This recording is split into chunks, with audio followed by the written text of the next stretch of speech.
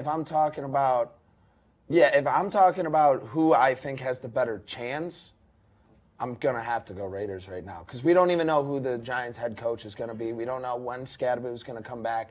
We don't know when Neighbors is going to come back. Like, it's all next year, right. But when next year?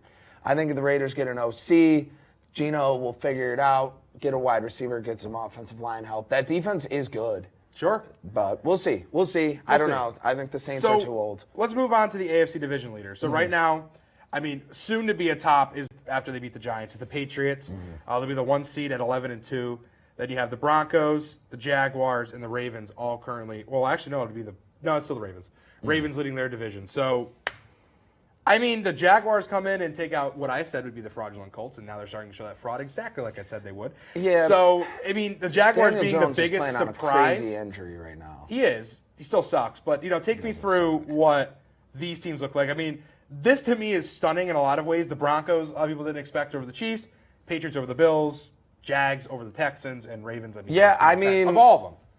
I think that Broncos defense is stellar. I think that's why they're winning games. I don't think the offense is right where it wants to be at yet.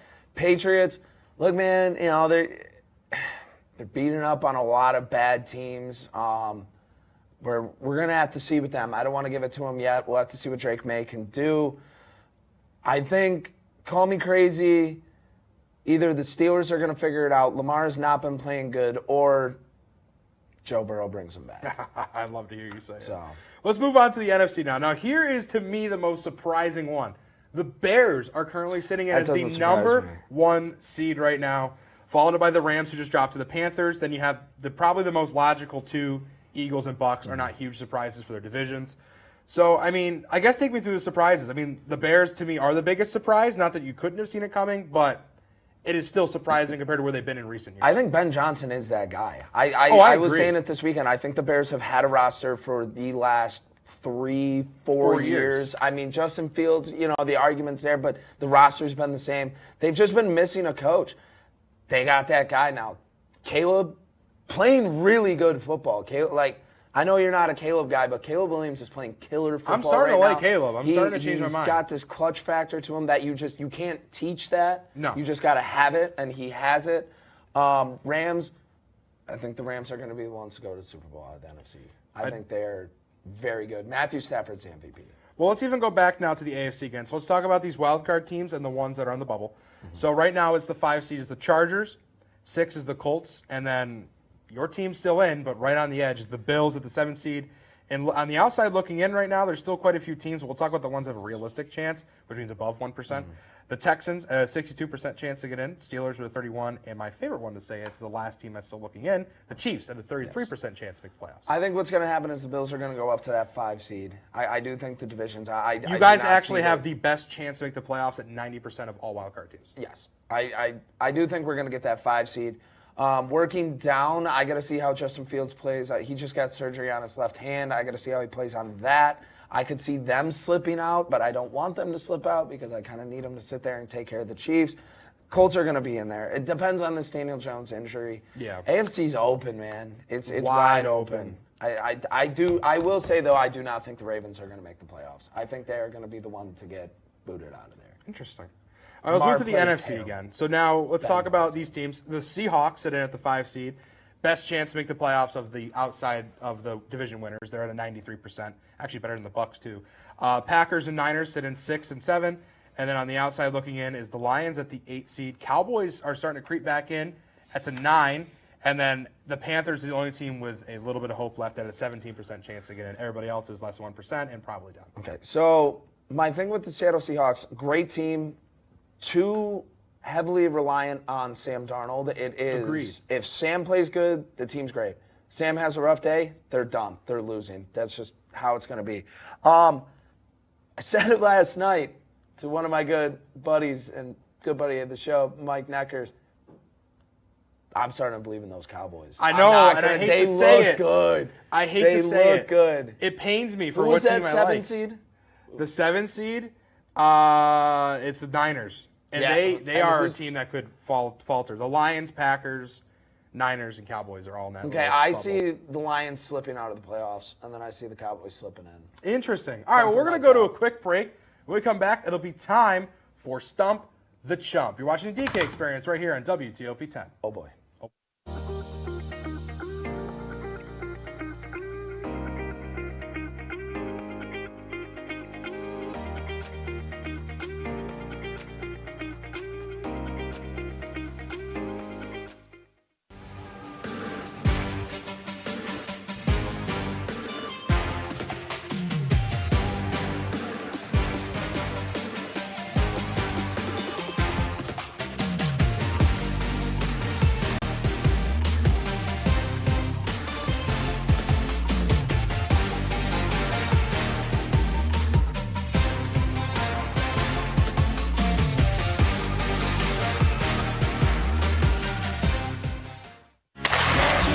If it's hockey, It's what they score! it's on Hockey Talk. It's over! Join Rob Finger and his panel of guests Their behavior against easy teams. How do you lose to the Bruins twice? as they take you through the hockey world. We welcome you with open arms. Tune into Hockey Talk, Mondays at 9:30 after East Coast hockey games, only on WTOP.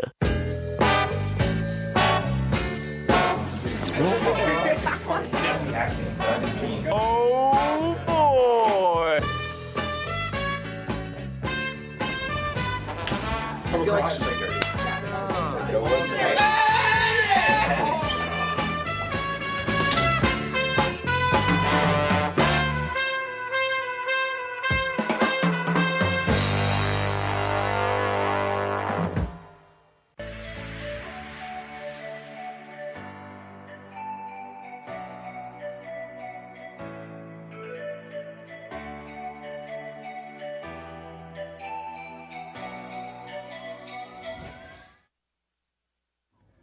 Welcome back to the DK Experience right here in I don't like how Chris is saying WTOP-10. take control. I know, take control. It's weird. Still in How Hewitt about Hall. we're live?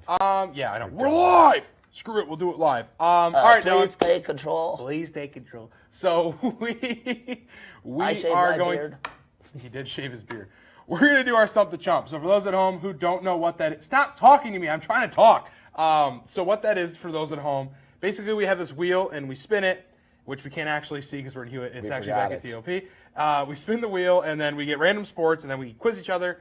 Winner gets a point. Right now it's 2-0 me, right? Yes. Okay, so it's 2-0 me. And then at the end games of have been next, good. they have been good. And at the end of next, we haven't had one Not that been didn't have an blowouts. OT. Yeah. At the end of next semester, we're gonna have a punishment for our very final episode of DK Experience. This is the last episode of our penultimate season. The next season, season 5 will be our last one. So Dylan, you're up first with questions. So Okay. let them rip. I'm ready. Okay. I'm hiding my questions right now. So, Kenny, you got underwater hockey. I did. So did a I got lot of some research. questions here. Okay. How long is a typical underwater hockey match? Oh man, I don't know, so I'm just gonna guess. Let's go with. I feel like it can't be that long. 2 15-minute halves. That's my guess. Was I right? It says 10 to 15. It always counts with him. Does it It count? always counts. Oh, all right. Where did underwater hockey and when did underwater hockey originate? I have no idea. Let's go with like Russia in the 50s. No, England in England! the 50s, but England. Oh, was in the. Oh, that was a Yeah. good guess, but England. Okay. Okay, no point. Give me nothing. On that one. Hold on, there was a. Sorry. You scrolling through? Yes. What is the most common foul? Hi. Hi, people. What is the? There's a window. We can't handle ourselves. What is the most common foul in underwater hockey? I want to say drowning to be funny, but I know it's not. Man, what would it even be? Oh, we got a polycam. Let's go with like, I don't know, cross-checking. No, Okay, what is it? a stick foul. A stick foul? That's what it says. Come on. All right. Hitting an opponent, essentially. Just Oh, smacking illegally him with smack. your- Okay, you might have this one because I really. I don't have been think I busy. do. You don't? This one's for Ray, so I don't know how I'm. All right, Ray. Let's see if Dylan makes you proud. All right, here's your questions.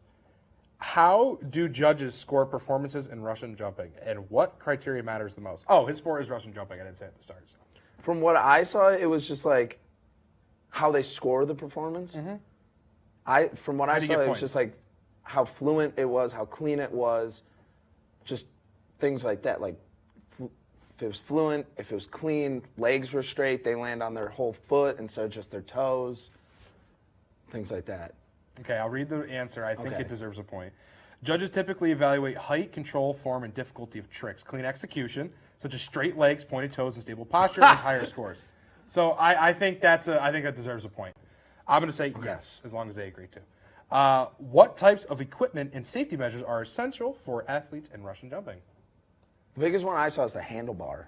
The handlebar in front of the little trampoline. And then the padding around the outside, so if they do fall off, it's just kind of like a gym mat. I think he's already beat me at this point, but yes, athletes train on specialized rebound platforms or trampolines designed for high jumps. Safety padding, spotter assistance, so you already won, but I'll give you one more question. How does an athlete increase jump height in Russian jumping without losing control during takeoff and landing? This is the hardest one. I kind of figured I'd stump you in the last one. It's actually really easy. Solid squat, like a nice squat, and you explode. Can you example? Yeah, I don't know. You just kind of. We're not wired into anything. I know. You just kind of. You got your hands on the handlebar. Oh. They're not going to switch the camera. I guess not. Okay. Oh, there we go. And just a solid squat, and then you explode. It's just really not that. I don't know. To increase height safely, the athlete uses a stronger, more explosive push through the legs to keep the upper body stable and aligned. Oh, that my I ankle. think it deserves a point. What do you guys say? Does that deserve a point? My ankle. All right, let's give him a point. You explode through. Dylan, my ankle, dude. That's a clean sweep. That's your first win. It's 2-1 at the end of this season. Congratulations. Nice. What a win for Dylan. That's nice. Much deserved. So normally we add a new sport, but we're not physically with the wheel. Nor can we see the wheel. So I missed the wheel too. So you were good. Wheel. It's actually back at WTOP studio. So we're just gonna tell them to spin the wheel, and they're gonna spin it, and then they're gonna tell us in our earpiece what the new sport is. So you guys will see it. We won't. We'll just get to hear it. I guess you're the winner, so your sport gets spun for first. So spin the wheel. Street beefs. Yes! Dylan's got street beefs. Yes! Oh yeah, baby! I'm so jealous. Oh yeah! Wow. How do you feel? I feel fantastic. Fantastic. God. All right. Well, it's time for my turn. Spin the wheel. Oh man. All right, it's spinning. Let's see. Come on. Chess boxing. Chess boxing. Wait, hold on. Let's example. Ready? No. King. Like what else am I supposed to do? That all right. Sentence. So, yeah, dude. So to me, what this sounds like, Dylan, is me and you are going to start off next season with bangers of sports, dude. Chess boxing and street beefs. Now, are you excited for February now? Because that's next season. I'm fired up now. Okay. I'm just gonna be watching street beefs. Street beefs for the rest of all break. Okay. That sounds. So we didn't actually have to physically write them in, but Dylan, we're gonna say them out loud. So when I inevitably go back and listen to this again, I can know what sports to add. Dylan, you get to pick first. What sport? Give us a cheat one for both of us. Flag football. It'll be a nice little cheat. I like that. Okay. For us. So then that way, the other person has to try even harder. I'm going to add ostrich racing to the board. It's an interesting one. It's obscure. Okay. So we're going to go with ostrich racing for when I have to watch this back in January. Hi, Kenny, in 2026. You'll watch this back and go, oh, yeah, that's what you picked. Ostrich I'm racing. not going to forget. No. Oh, you're not going to forget. I won't forget chess boxing or street beefs. But what we added, we're probably going to forget. I'm so fired up, dude. Well, Dylan, that might have been our best one yet. That was. Well, good. We're going to go to a quick break. And when we come back, it'll be time for Cooking or Crazy. You're watching the DK Experience right here on WTOP-10.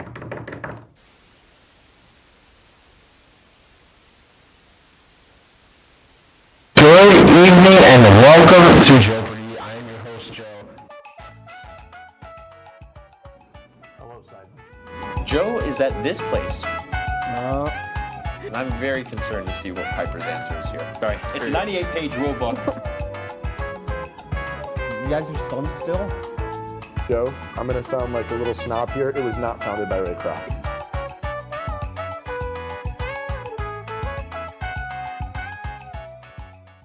probably wondering why the top producer of WTOP's new hit, Oswegolazo, is currently juggling a taco ball right now. That's just because I don't just know ball, but I can play it too.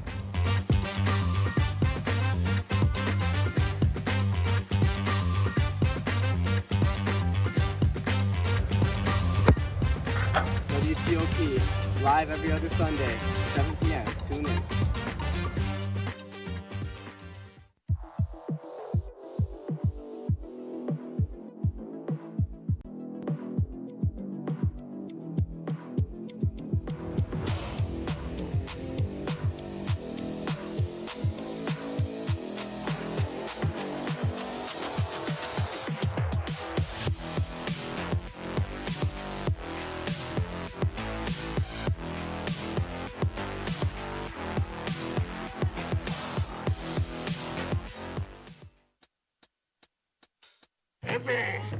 I had to eat a raw egg on Chris's dormitory floor. I currently don't have any federal pending charges. You know what you never did? You never walked to Walmart, Chris. That's my co-host. This is for making me eat roast Pop-Tarts. It's showtime, Chris. Come on. I want to be on the air for that. I got a couple things to say. No. Spin the wheel. Oh, you got censorship. Welcome back. Welcome back. Welcome back to... Why, television. Chris? To television. Right, Welcome back. I also don't know what happened to the set. Yeah, exactly. I don't know what happened to the set. Figuring it out. Welcome back to the DK Experience right here in WTOP-10. Kenny, Dylan. Dylan, not much intro needed for this last segment of our last episode of Season 4 for Senior Week. And now that we're actually both seniors, crazy. Cooking or Crazy is going to be our final segment of the day. So we had mentioned last time, normally we let our crew pick what we're going to talk about, but we decided because we want to get into a heated debate. We haven't gotten to a screen match in quite a while. Ray on audio, we apologize in advance. We are going to get into a shouting match over something.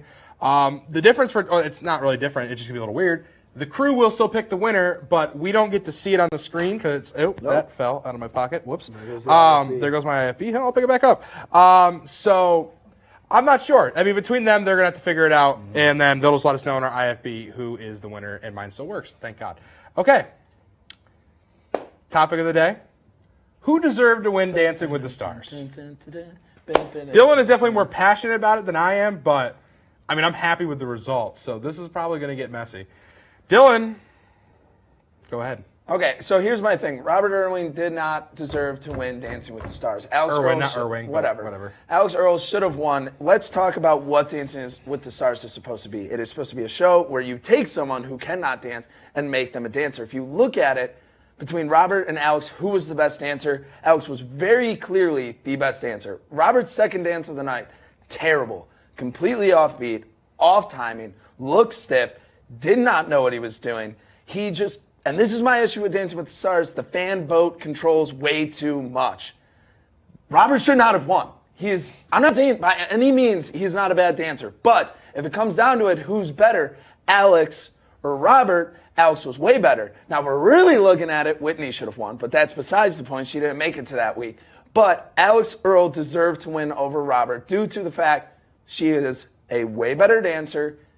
It's not even close when you compare the two of them. And Robert won with a sob story, just like every So that's everybody's and problem. That's my problem I have with it too. So my answer is Robert Irwin. Now, here's why. Yes, Dancing with the Stars is a dancing show, but at the end of the day, it is a television show.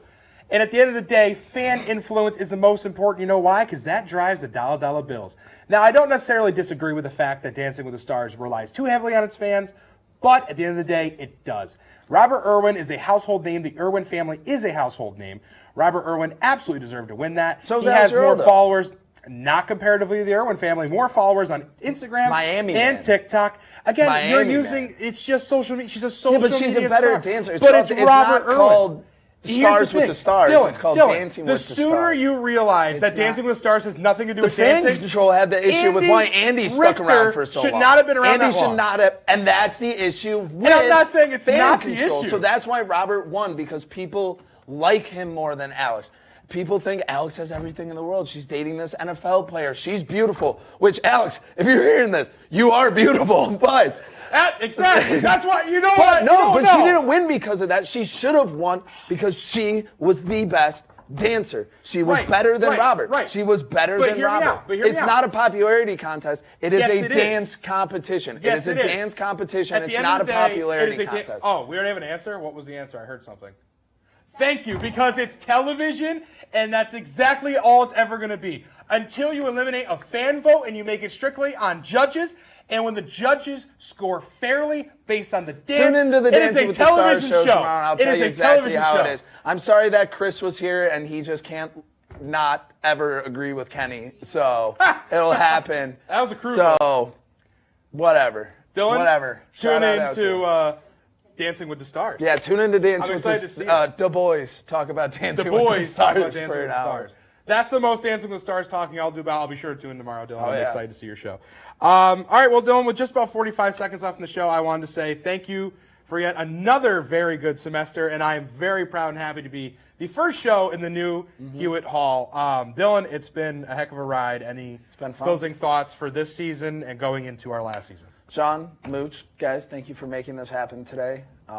Kenny, thanks for the hard work to make this happen today, and be sure to tune in Thursday for the newscast that's happening in here. And let's use Hewitt some more. Let's use Hewitt some more. 9 o'clock, back in Hewitt. We will see you guys then, but thank you for tuning in DK Experience. We will see you guys in February for the 5th and final season. Robert Irwin, take the bump cam. Have a good night! Whoa. That's the first thing we got better in Hewitt, a better bump cam. I know.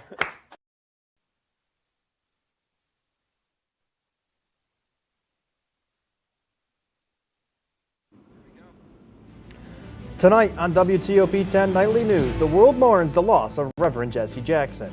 And how the city of Oswego is handling all that snow that fell this winter. Plus, SUNY Oswego hosts their career showcase, what the event entailed. WTOP-10 Nightly News starts now.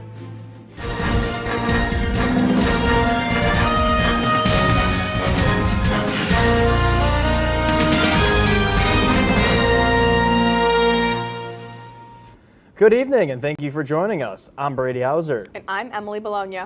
Our top story tonight, the CMA Career Showcase took place this afternoon, connecting students with industry professionals here on campus.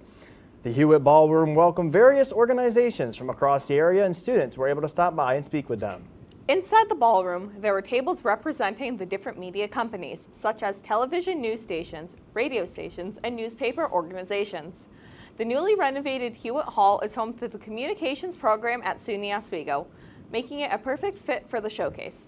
The event ran from 3 to 5:30 this afternoon, and it was an eventful day for students looking to network and pursue a career in media. An Oswego County man charged with murder in the death of Rachel Allen in 2024 has been found guilty of 4 charges, including second-degree murder. It only took 22 minutes for a jury to find 37-year-old Ricky Colon guilty of all 4 counts. Colon allegedly murdered Allen before burning her clothes, moving her body, and calling 911 to report her death as an overdose. His sentencing is set for April 13th. One of Oswego's largest mills is set to reopen after 2 fires tore through the facility this past year. The Novellis Hot Mill is set to reopen later this year despite suffering massive losses, planning to restart operations sometime between May and September. Despite losing $160 million in the last 3 months of 2025, the company shared that they are preparing to bounce back following the pair of fires late last year. One of the major customers, Ford Motor Company, stated that they lost $2 billion last year due to the disruptions from the Novellis fire. Staying in Oswego County, the temporary closure of the local Department of Motor Vehicle offices will conclude at some point tomorrow. The Oswego County DMV locations were a part of a statewide temporary closure as a large-scale system upgrade was set to be installed. Oswego County Clerk Terry Wilbur stated that this is the first phase of a multi-year project for the New York State DMV to updating aging technology systems, including software and databases. All offices are expected to reopen tomorrow, with some locations potentially needing an extra day or 2 to resume business. Some might think that it's no big deal, but drivers are dealing with the consequences of Oswego's recent heavy snowfall. With more on what the city is doing to take care of all that snow, here's Oswego Now reporter Logan Russo. When you hear the sounds of plows and construction vehicles, you know it's that time of year again in the city of Oswego, where snow falls as far as the eye can see. The past few weeks have brought wave after wave of snow, burying the city streets, creating tough conditions for drivers. Crews have been working 24/7 at clearing the streets, but it's not just the roads themselves causing issues. Snowbanks and piles on street corners kept piling up and are creating blind spots at intersections. It's street corners like these on the corner of East Bridge Street and East 7th Street that are causing issues for drivers. The snow, as you can see, is all the way up to the top of that stop sign. Mind you, I'm 6 foot tall. That is 7 feet of snow here on this corner, creating blind spots for drivers. The snowbanks at Brightbeck Park also reached the bottom of the sign bearing the name of Rob Corradino, the mayor of Oswego. According to Mayor Corradino, crews have started to take some of the snowbanks at their most congested intersections. The city of Oswego has about 100 miles of roads. So they're doing their best to clear some of the more major intersections. We probably won't get to all the neighborhood intersections, but a lot of the highly traveled or priority areas we're going to clear. Although Mayor Corradino said this is the most snow he's seen in the past few years, he also says that it doesn't compare to some of the snowstorms of his childhood. Don't laugh, but I remember the winter of '66 where we had 7 days of school off, because we got about 102 inches of snow in the winter of '66. Truthfully, the piles of snow in front of my house remind me of the winters of my youth. Spring's coming in a few more months and you won't see snow piles like this much longer, so maybe you should enjoy them while you can. For Oswego Now, I'm Logan Russo. All right, gotta get down from here. It wasn't just Oswego dealing with the heavy snow this winter. Syracuse set a new midnight to midnight snowfall record with 24.2 inches of snow in 24 hours. Emily, all this talk about snow, but with these temperatures, I'm worried we might not see it any longer. I agree, Brady. Let's take a quick look at your forecast with Storm Team 10 meteorologist Bradley Jacobs. Thanks, guys. And we'll touch on that snow in a second. But first, today we've seen a lot of patchy fog rolling in, and we're going to expect that to sit with us overnight and into the early halves of tomorrow. And then rain, snow, and ice. Oh my! What to expect with that tomorrow, as we're getting all this mixed precipitation all within the course of a day. And then we can expect these warmer temperatures, that recent warm rise that we've had, we can expect that to stay a little bit longer. But will winter make its return into the early half of next week? Be sure to stay tuned, as I'll have all that and more, my full weather forecast ahead. But for now, back to the desk. Thanks, Bradley. A fiery explosion ripped through a church in Boonville today, injuring a pastor and 5 firefighters. Officials say that firefighters responded to a call about a smell of gas coming from the church's basement. When they got to the basement to turn the furnace on, a major explosion happened, destroying the building. This left one person in critical condition with non-life-threatening injuries, and the building suffered catastrophic damage. The Genesee County District Attorney's Office has released a statement regarding the August tour bus crash on I-90. Bus driver Bin Shao has officially been charged with 5 counts of manslaughter in the 2nd degree and 5 counts of criminally negligent homicide. Shao pleaded not guilty, and prosecutors stated that alcohol and drugs did not play a role in the incident. Rather, it was the decisions and actions made by Shao. Work has been suspended on the new Highmark Stadium in Buffalo after the project was vandalized. There was graffiti found on both finished and unfinished parts of the stadium. The work is currently suspended while a full investigation is underway. According to the statement from officials, there is a zero-tolerance policy for any form of vandalism, and this case is being taken very seriously. There has been no announcement on when the construction will resume. Still ahead tonight, ICE is opening a new detention center in Orange County. Plus, civil rights activist Jesse Jackson has died at 84. We'll be right back. I'm scared of Joe with a bat. Okay. Okay. Let me show you, because your team is a failure. You don't know how to score, right? Yeah. Oh, God. Ready? Yeah. Oh, God. Just like that. That's actually. Let me show you the Bronx Bomber way of doing it. Ready? Ready?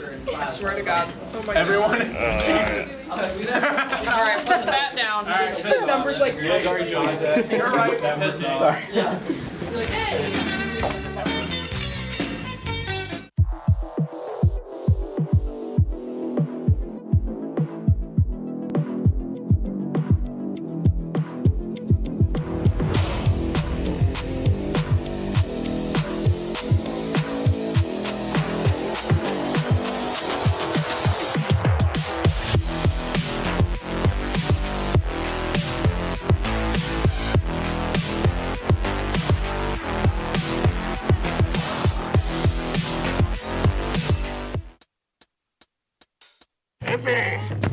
had to eat a raw egg on Chris's dormitory floor.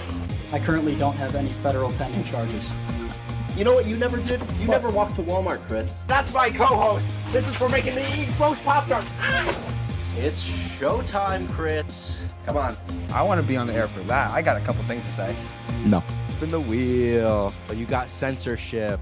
Welcome back. Welcome back. Welcome back to... If only we had someone who could tell us what we should and shouldn't watch. Well, do we have a show for you? Who are you? What are you doing in my bed? On Be Kind and Rewind, we will go through and review all your favorite movie franchises. And tell you which ones you should and shouldn't watch from the perspective of normal movie fans. Well, be sure to check out Be Kind and Rewind on WTOP-10.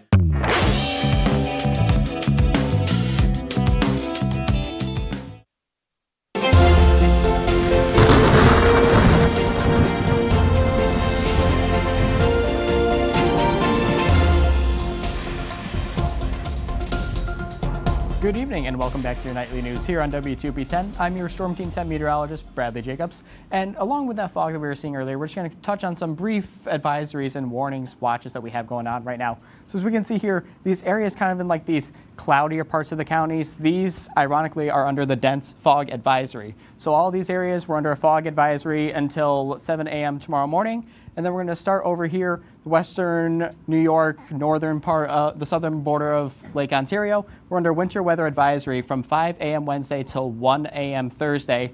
And then these other counties over here to my east, Otsego, Shenango, and everywhere up north, we're under a winter weather advisory here from noon Wednesday till 4 a.m. So what we can see with that is we can see some potential ice, mixed precipitation, snow, rain, freezing rain, and all of that. My, oh my, what is in store for us? But currently right now, again, we are foggy at 34 degrees, dew points at 32, helping to create that high humidity of 91%. Why we're also seeing kind of that foggy mixture lately. Winds from the southeast at 5 miles per hour and very high pressure, well above 1,000 millibars. So not really a lot of precipitation that we're seeing right now or that we're going to be seeing going forward, necessarily over the next 12 hours or so. Current temperatures, still very warm compared to where we were a week ago. Everyone just sitting pretty in the mid-30s, all up and down the 81 corridor, out in eastern New York and up into the northern North Country. Just a few places, high 20s, low 30s, otherwise still sitting very pretty in about the mid-30s range.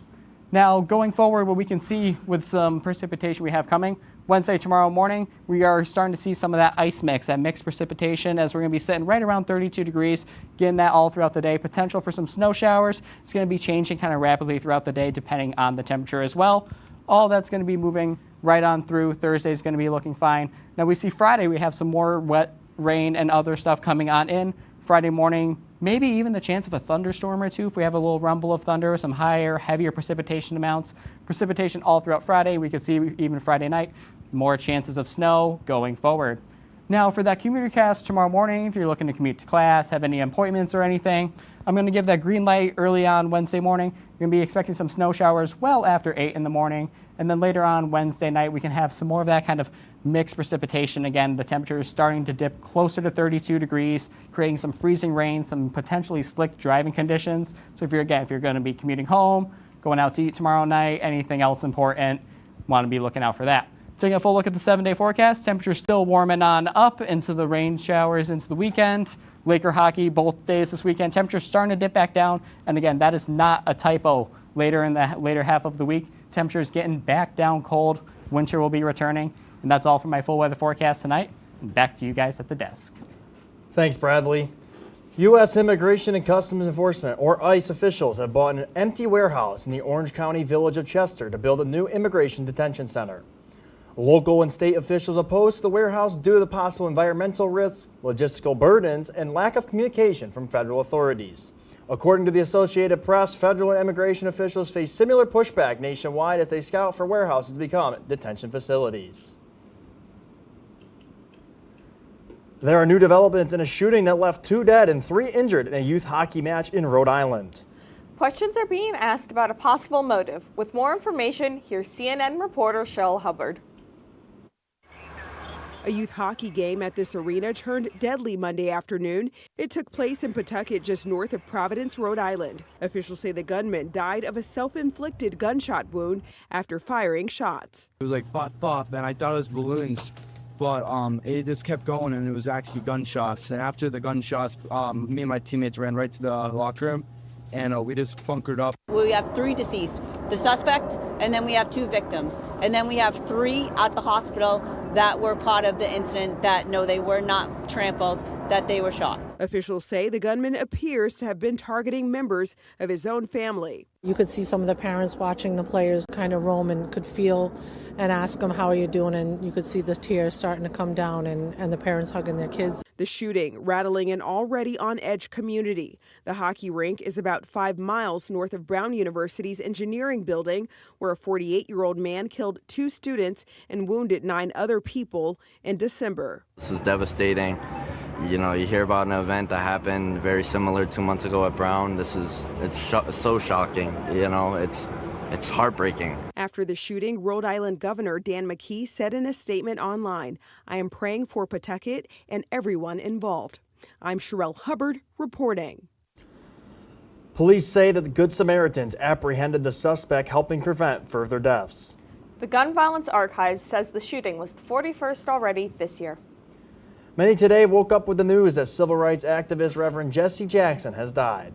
Jackson propelled the civil rights movement after the assassination of Martin Luther King. According to his family, he passed peacefully surrounded by loved ones. The cause of death has not yet been made official, and Jackson was diagnosed with Parkinson's back in 2017 and has been in and out of the hospital. There will be a public observance held in Chicago in the coming days. Jesse Jackson was 84 years old. Stephen Colbert's Late Show interview with Democratic Senate primary James Talarico was cut after President Trump's FCC threats. The lawyers from CBS intervened before the interview was aired. It was taken out of the show after pressure from the Trump administration. While the interview was not aired due to the FCC's equal time rule, it is available on YouTube where those rules do not apply. When WTOP-10 Nightly News continues, Mark Zuckerberg is set to testify in front of a jury. And Bruce Springsteen has announced a brand new tour. All this and more after the break.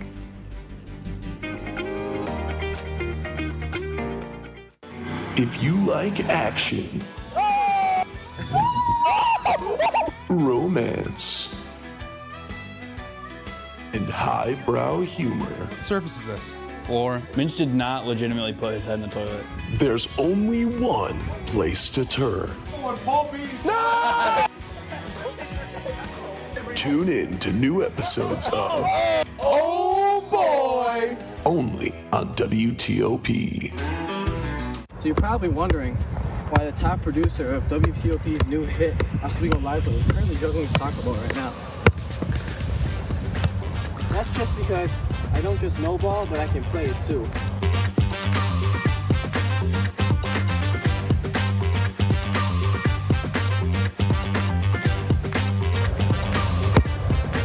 WTOP, live every other Sunday, 7 p.m. Tune in.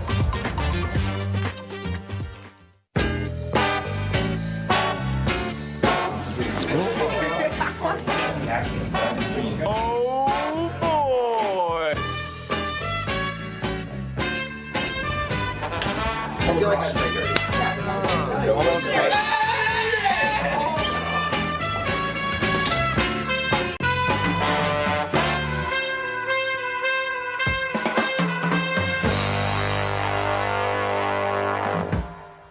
Who else would you want behind this camera other than Austin Claus? Nope. Oh, nobody. What's happening? Oh. Sorry. No, I want nobody calling this game but Kane Gerard. Oh, and Paulie Beatty. Oh, and also Kenny Gerard again. Oh.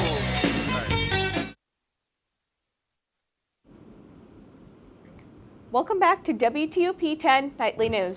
In consumer news, the NTSB has released the final report of the January 17th helicopter plane collision last year in the Potomac River. Throughout its investigation, the agency suggested that a complex airspace around Ronald Reagan Washington National Airport, along with the technological issues and unclear guidance and regulations, all contributed to the disaster.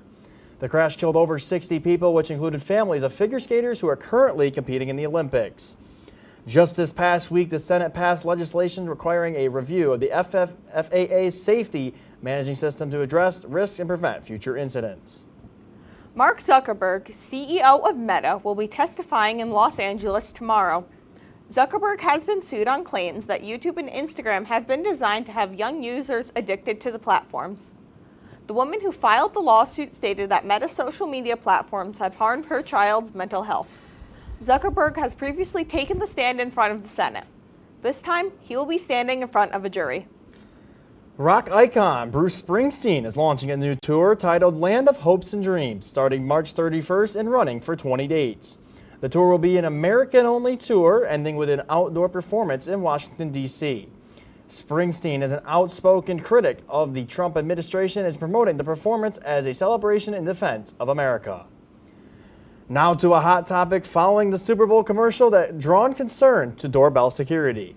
With more on the latest Ring doorbell feature, here's CNN reporter Michael Yoshida. It's a Super Bowl ad that had some throwing a flag. I saw it live, and it was one of those, uh-oh moments. Ring, the Amazon-owned video door company, promoting its search party feature. One post of a dog's photo in the Ring app starts outdoor cameras looking for a match. Search Party from Ring uses AI to help families find lost dogs. It should be heartwarming, but a lot of people are reading something very sinister into it. Ring hasn't been accused of any wrongdoing, but the ad did spark conversations around unwanted surveillance, AI going through and analyzing videos, and how the technology could potentially be used. There's absolutely Why is a Ring competitor even putting out this satire video, highlighting privacy worries and public distrust? We could find literally anyone, but we only use this technology to find lost dogs. A lot of this is people speculating about how the technology could be used in the future by a bad actor, rather than necessarily bad behavior that's happening right now. Ring's founder says the company prioritizes customer privacy, and the application's use is limited. Right now, the search party feature is literally just built for dogs. So it's built to look for dogs, to tell you if the dog is in front of your house, and then you have the decision to, contact the owner or not. But experts say concerns over what comes next shouldn't be dismissed. These technologies are getting so advanced and so sophisticated, we can't just ignore the implications and the risks. These same things that are treated as privacy risks for some people are actually kind of a feature. In Washington, Michael Yoshida. From cameras to the spotlight now, the Oswego men's hockey team has found success this season, and they have shown no signs of slowing down. With more on the impressive season from the Lakers, here's WTOP-10 sports reporter Josh Madison. Rebound shot in front. It's in! The Lakers get the buzzer beater, and this thing is over. The red light is on. Whether it's the cheering fans at home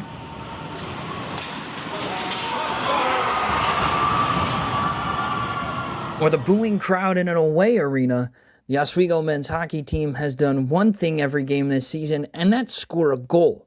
In fact, the Lakers have yet to be held scoreless through a full 3 periods since November 2nd of 2024 against Elmira, and this past Saturday put up 9 goals against the Morrisville Mustangs. However, following the 3-2 loss to Cortland last Friday, the men's head hockey coach Ed Gosek says that it's the defense that wins championships. Well, our offense, again, going back to the beginning of the year, our goal all along is to get better defensively. And, tonight with the 3 goals, it was a step in the right direction. This current scoring streak the Lakers sit on is at 472 days, which is the 4th longest streak in the 21st century. During this time, the Lakers have put up 10 shutouts as a team, and with only a few games left in the season, the Lakers will look to continue this streak and lock in their 5th unshutout season in the past decade. Joshua Madison, WTOP-10 News.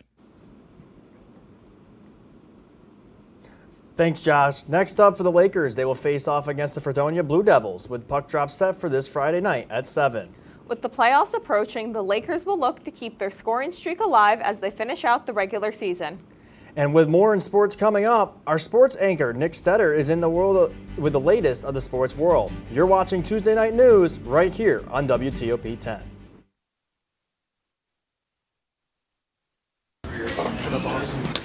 I saw bread, and I want some bread. I feel like the amount of work that we get here is very different than a community college. So at my last school, we had at least an essay a week that was due for any given class. Yeah. Also make you really appealing because you're starting in the fall, where it's kind of like more still good sport. If it's hockey, In front, they score! it's on Hockey Talk. Join Rob Finger and his panel of guests. Their behavior against easy teams, how do you lose to the Bruins twice? As they take you through the hockey world. We welcome you with open arms. Tune into Hockey Talk, Mondays at 9:30 after East Coast hockey games. Only on WTOP.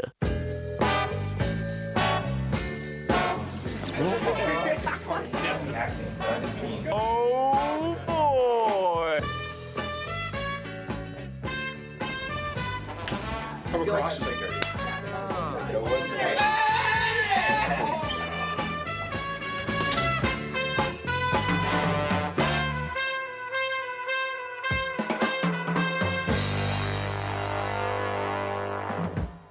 Good evening and welcome to Joepardy. I am your host, Joe. Hello, Simon. Joe is at this place. And I'm very concerned to see what Piper's answer is here. Sorry, it's a 98-page rule book. You guys are stumped still? Joe, I'm going to sound like a little snob here. It was not founded by Ray Kroc.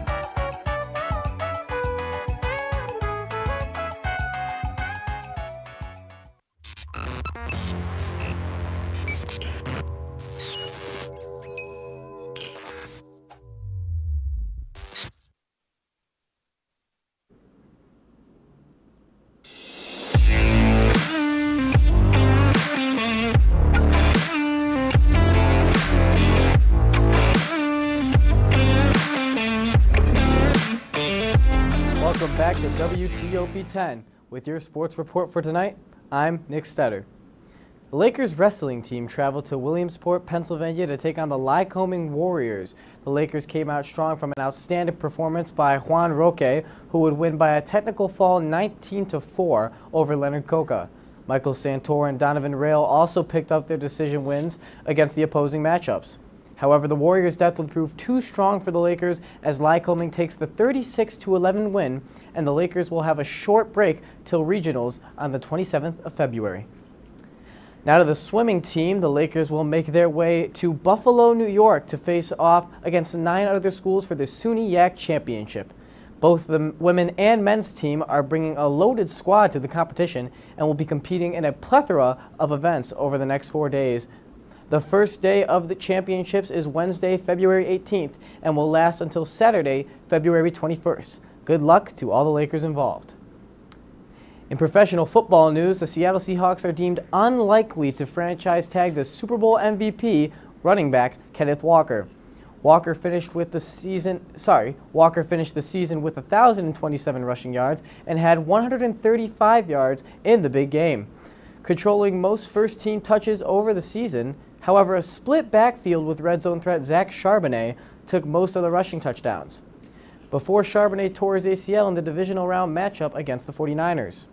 Walker is most likely to be an unrestricted free agent in the 2026 offseason. To the other football, as the Champions League playoff rounds kicked off today in 4 stellar kickoffs. The first game sent fans in a shock when Turkish side Galatasaray faced off against Juventus. Juve started strong with a 2-0 lead delivered by Koopmeiners, but the leadership of Noah Lang would propel Galatasaray to a 4-goal half, winning to game 5-2 and stunning the Italian squad. The second leg of this matchup will commence on Wednesday, February 25th. Now for your highlight of the night, we take a trip to North Carolina where the number 3 Blue Devils take on the Syracuse Orange. Cameron Boozer, one of the best in the nation, finding this rebound for a putback layup here. And Duke attempted to keep this game close early, but this would come to struggle as the lead increased more and more throughout the game. And it would be a broad example of this with Isaiah Evans here, driving on his Syracuse defender, pumping twice for the and one bucket to increase the lead to 6. What a play by Evans. He had a phenomenal night And let's see this one more time. Look at the step, go into it, 1, 2, just how you like it. Amazing play by Isaiah Evans there. We'll see the ball come right back up to him with Duke's post-up, kick out to Evans, screen, and a fading Trey bomb, just how you like it. Evans had 21 on the night, and the Duke Blue Devils would win this game in dominating fashion, 101-64. It's time to reveal our new segment. It's the picture of the day. For our first Tuesday night of news, we are highlighting our producers Logan Rousseau and Eddie McAlpine. Logan and Eddie have known each other for almost their entire lives, and this picture is from their all-county chorus appearance. If you have a picture you want to submit for next Tuesday, email Eddie or Logan for a chance to be featured. I don't know about you guys, but it's pretty cool to see friends from so long ago, 7th grade, to now producing our show. Shout out to Eddie and Logan. It's amazing. Absolutely. Yeah, picture of the week. My favorite moment, what do you mean? Favorite what? Favorite moment from Eddie. He's in our ear as we speak. Shout out to you. Hi, Eddie. I would say probably just you hosting our sports show. Eddie's an awesome guy. And he's on News Channel 9, I believe it is. So, he's a great guy. He's a really great He's guy. amazing. Absolutely. I love the goggles. The goggles really were something. When he showed him that to me, I was like, Think wow. he's got contacts now? I have no idea. I honestly think you should bring the goggles back if you were to ask me. Any final weather updates there, Bradley? Be ready for a cool down late next week. Well, that's our report for tonight. Happy birthday to my sister Alexis tuning in, and be sure to stay tuned.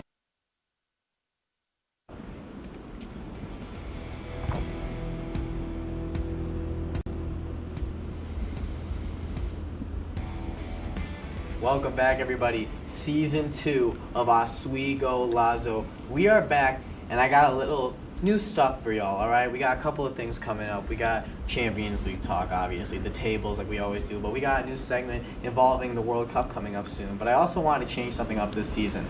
I want to focus on interviewing players of the Oswego men's and women's soccer team because I want them to express themselves and show themselves off the pitch instead of on the pitch. And my first guest, I am more than happy to have here. He's a great player on the field. He's an even better person off the field. Ian Husselbeck is here. How you doing today, man? Doing good. How are you? I'm feeling great. I'm feeling amazing to have you on this. Thanks for having me. Yeah, it's going to be a great time. Just going to ask you a few questions first. Do you watch pro?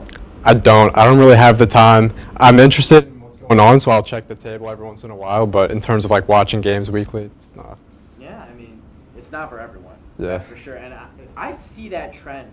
That trend kind of comes along. Not watching the games. Yeah, like collegiate players, they don't, or like even high school players, they don't seem to watch it as much. I don't know. A lot of the guys on the team, like TJ, you know, he watches every game every week. Yeah, it's different. It's different yeah. for people. But yeah, and another question for you, really quick: how is it balancing?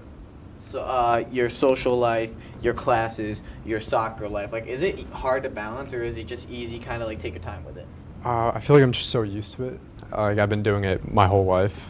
Like I'm playing soccer in school, in high school, and college, but especially during the season, like having practice every single day. Yeah. It does wear on you, but at the same time, it's worth it. So. Yeah. And really quick, you didn't have the season that you want. Obviously, the season you want to end with that SUNY championship in your hands. Every team does. Only one team gets it.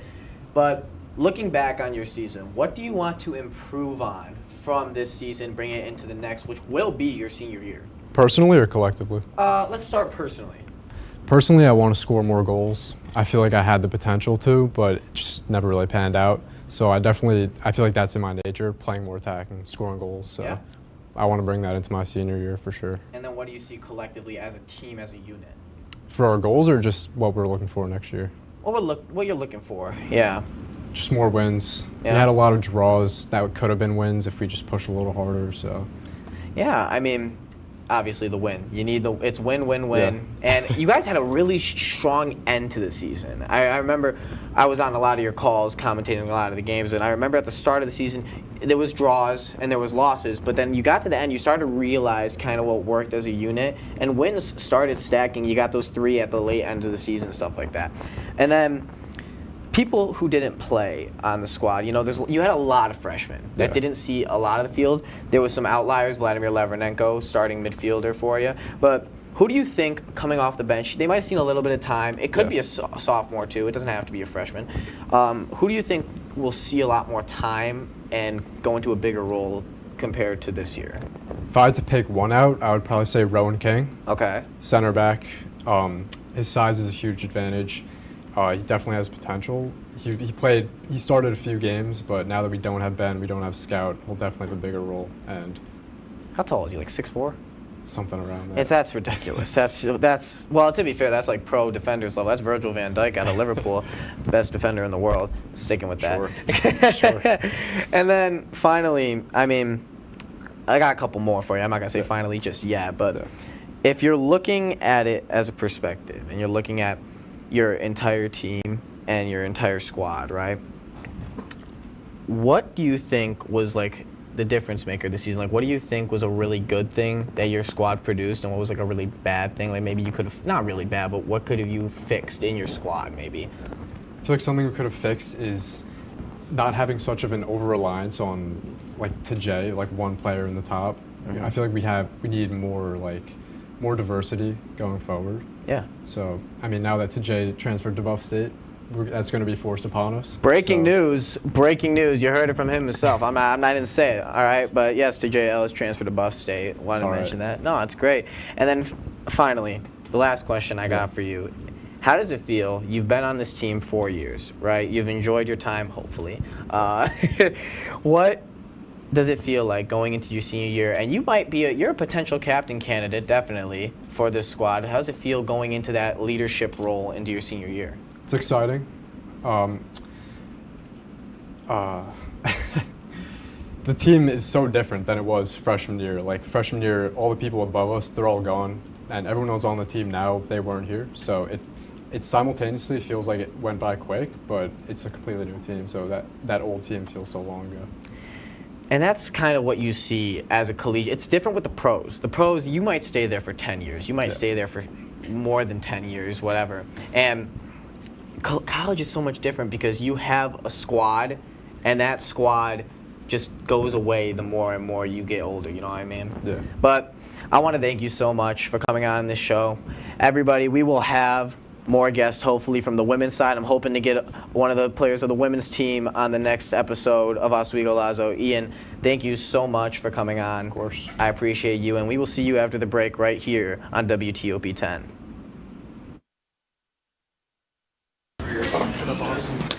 I saw bread, and I want some bread. I feel like the amount of work that we get here is very different than a community college. So at my last school, we had at least an essay a week that was due for any given class. Yeah. Also make you really feeling, because you start in the fall, where it's kind of like, well, still good sport. If it's hockey, In front, they score! it's on Hockey Talk. Join Rob Finger and his panel of guests. Their behavior against easy teams. How do you lose to the Bruins twice? As they take you through the hockey world. We welcome you with open arms. Tune into Hockey Talk, Mondays at 9:30 after East Coast hockey games. Only on WTOP.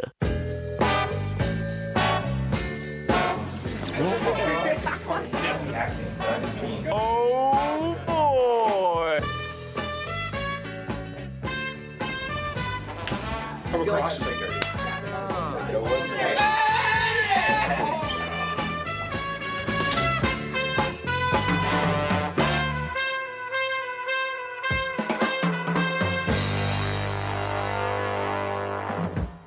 Good evening and welcome to Joepardy. I am your host, Joe. Hello, Simon. Joe is at this place. And I'm very concerned to see what Piper's answer is here. Sorry, it's a 98-page rule book. You guys are stumped still? Joe, I'm going to sound like a little snob here. It was not founded by Ray Kroc.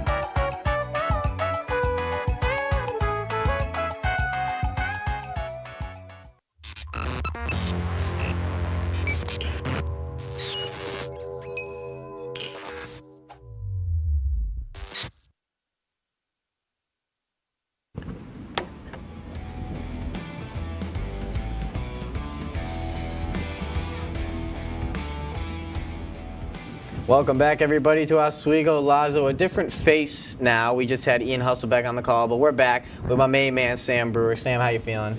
I'm doing good, Nick. How are you? I'm feeling good. You know, that was a good interview segment. I'm hoping to get more players on the board, and I hope you enjoyed it as well, Ian. But we got another new segment, and I'm really excited for this segment because the biggest party in all of sports is coming up this summer, the World Cup 2026. All the teams across the globe coming to USA, Canada, and Mexico to fight for that prestigious trophy. Sam, are you excited for it? I'm very excited. The World Cup is one of my favorite sporting events to watch ever, probably. The only bad thing is it's only every 4 years, so you don't get to watch it that much, but that makes it that much more special. It's prestigious every 4 years. I love it to death. But with this segment, we're going to connect it to the World Cup. We're calling it Road to the World Cup, and we're going to take a deep dive into each team. Well, not each team, because some of them are irrelevant. Qatar. But we're going to look at a lot of the squads today, and we're going to start off with our hometown. Sam, you kind of cooked up a lineup. What you got for me? I did this in class, so this was very fun to make. First in net, so first let me introduce it. I have lined up the United States team for how I think they should start for their first World Cup game. So in net, I believe Matt Turner is actually battling an injury right now, so I had Matt Freese down as another option, but I know they're both reliable options for the United States in net. And then we'll start at left back. I had Anthony Robinson for Fulham. Yep. Shout out Rowan in the back. Great left back. Not much arguing there. And then for our center backs, I had Cameron Carter-Vickers from Celtic. Yeah. And Chris Richards from Crystal Palace. Chris Richards has had an amazing season in the Prem. And Cameron Vickers has been playing well in Scotland. Obviously, this competition isn't the same. Yeah. But he has been playing great. And then Sergio Dest of PSV, at the right back.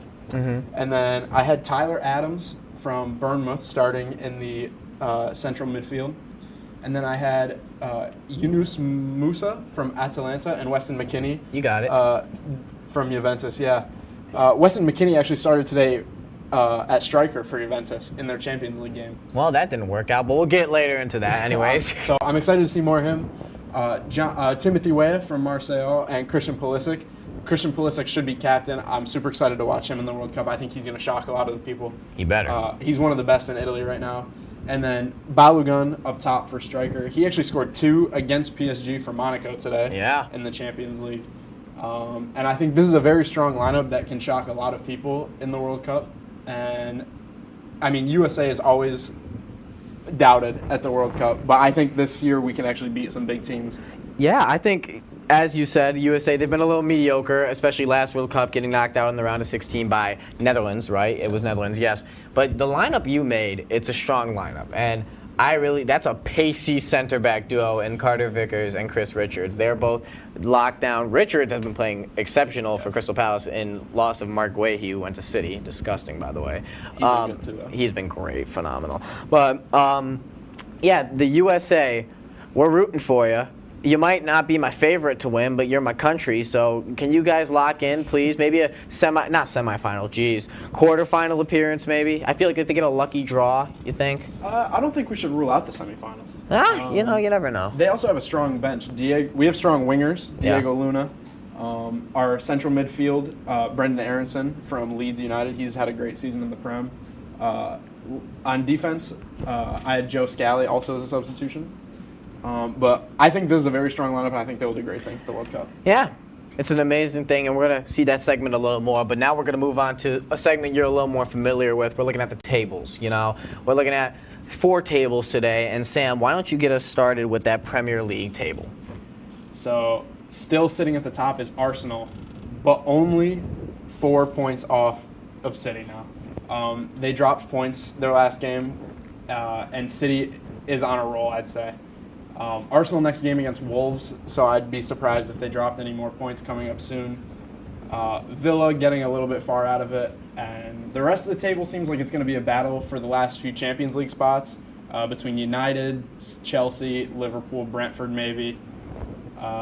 Just some pretty close teams in there, but the top of the table is becoming a runaway. And look at that goal differential, all right?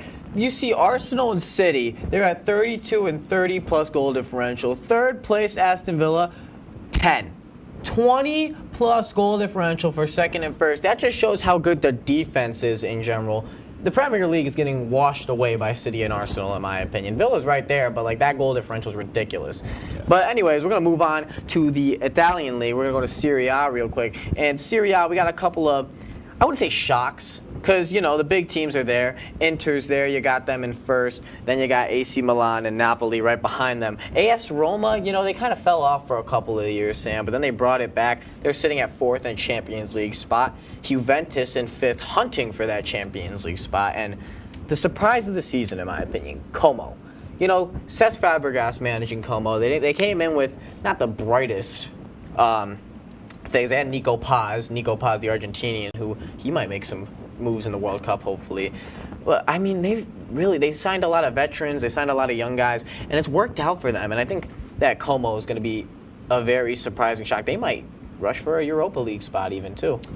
Yeah, they have been moving up the spots. Juventus is actually falling quite a bit, and Atalanta, they're also on the way up, but I think Como at the end of the season could finish in that top 5, maybe even get the Champions League spot by the end of the season. What are we looking over at the German league, Sam? To nobody's surprise in the Bundesliga, Bayern Munich sitting comfortably at the top, up 6 points.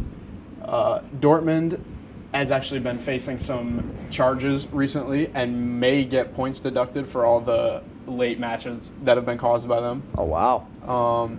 But again, Bayern is so far off all the rest, I don't see anyone catching them. And I mentioned goal differential earlier with City. It's the same thing here, but worse. Bayern Munich have a plus 63 goal differential. Their goal differential is higher than the total points they have this season. And second place is Dortmund with plus 27. It's, you know, you want to call it a farmers league, but the thing is, so much good talent comes out of this league that I don't think I can call it a farmers league. It's that good. There's that much talent in the Bundesliga that I think you can't call it that. I feel like the French league can call it a farmers league, but we'll take one last look at one more table today. We're going to Spain. We're going to La Liga, and some major changes happened at the top of the table. Barcelona got dethroned after a 2-1 loss to Girona. I think it was yesterday. Yeah, it was yesterday. And Real Madrid take that top spot. Kylian Mbappe has been playing phenomenal for Madrid like we knew he would. And a little surprising, I'm looking at Villarreal at 3rd right there. Really only leading Atletico in goal differential, that's the only thing. And Espanyol is 6th, followed by Betis. Betis, they've been good since Antony came in.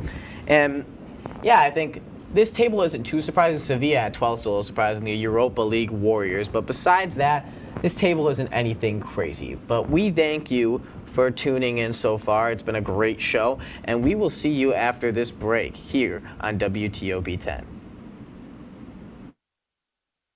I'm scared of Joe with a bat. Okay. Okay. Let me show you because your team is a failure. You don't know how to score, right? Yeah. Oh, God. Ready? Yeah. Oh. Just like that. That's actually. Let me show you the Bronx Bomber way of doing it. Ready? Ready? I swear to God. Oh my Everyone. All right, put the bat down. All right. The number's like. Sorry, Joe. You're right. Sorry. Yeah.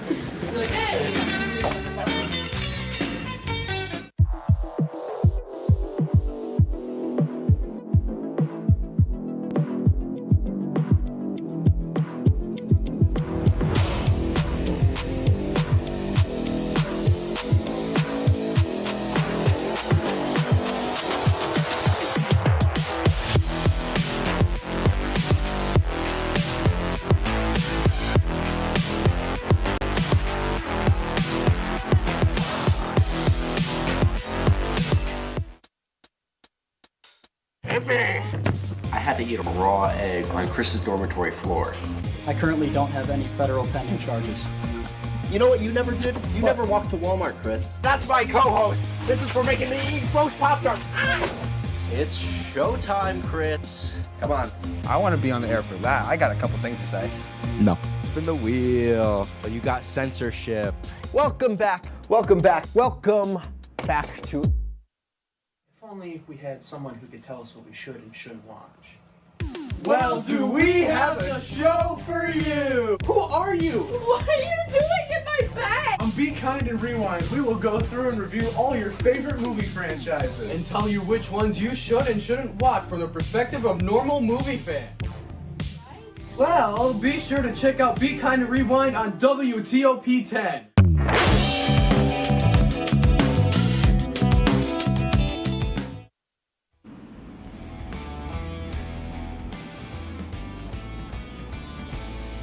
Welcome back, everybody, to Oswegolazo. Me, Nick Stetter, Sam Brewer, and we got a lot to talk about in this last segment coming up, all right? But we're going to start off with some predictions, all right? The first round of the Champions League playoffs just happened today, but we're going to talk about that later. We're going to go into the predictions for the next round of the Champions League tomorrow. We got 4 matchups: Newcastle, Karabag FK, Inter, and then versus Bodo/Glimt, and then we got Olympiacos versus Leverkusen, and then we got Club Brugge versus Atletico Madrid. Sam, I'm gonna start you off. What do you think about that Club Brugge and Atletico Madrid game?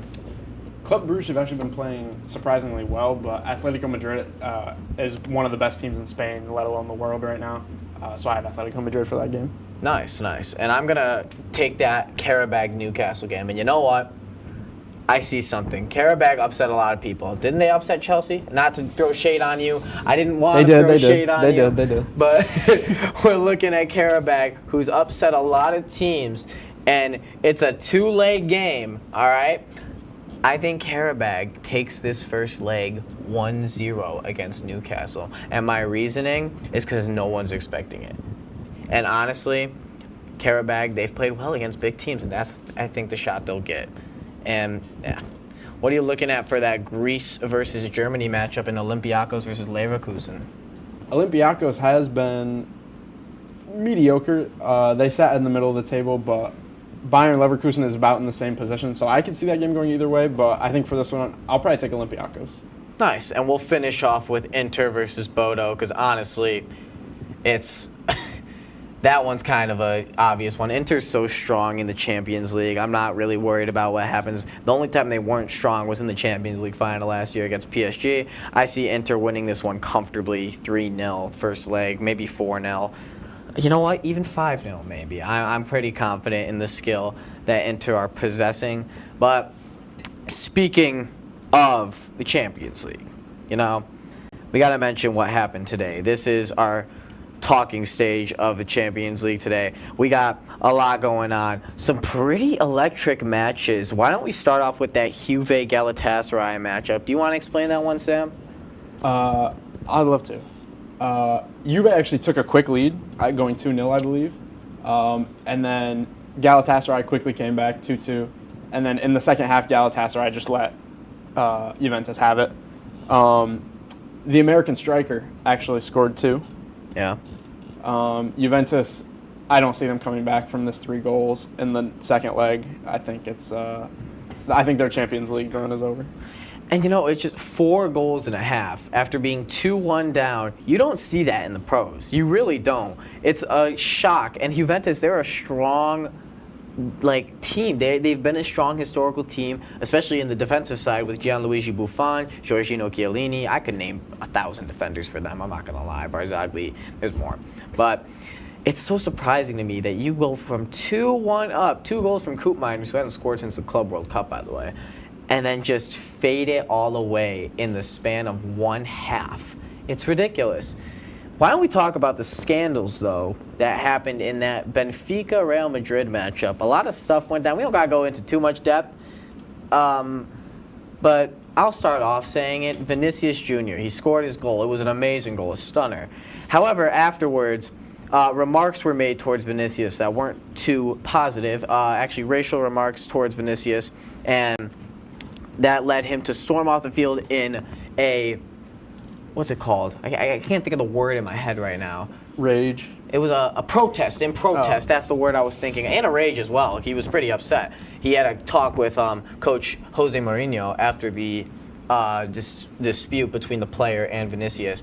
And I think it's messed up. We shouldn't see that in soccer today, especially when it comes from such a diverse sport. This sport has everyone from every nation. You see people from Asia, Africa, Europe, North America, South America, Australia, every single place.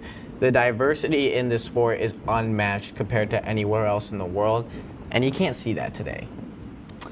I agree. During the game, I don't know if you saw it, but there was a vape thrown onto the field on a corner kick for Benfica, and then on a corner kick for Real Madrid, Vinny was hit with a full water bottle. Oh my God. Fans were actively throwing stuff onto the field, which is obviously not what is great. That's Portugal. That's Portugal for you, and we're looking at it. This was probably the thriller of the day. Monaco PSG. You mentioned him earlier, Balogun, scoring those 2 goals for Monaco quickly too, and I think what did them in really was that red card. Monaco got that red card, and PSG found their way back up and climbed up. I mean, you got anything about that game? That was an amazing game.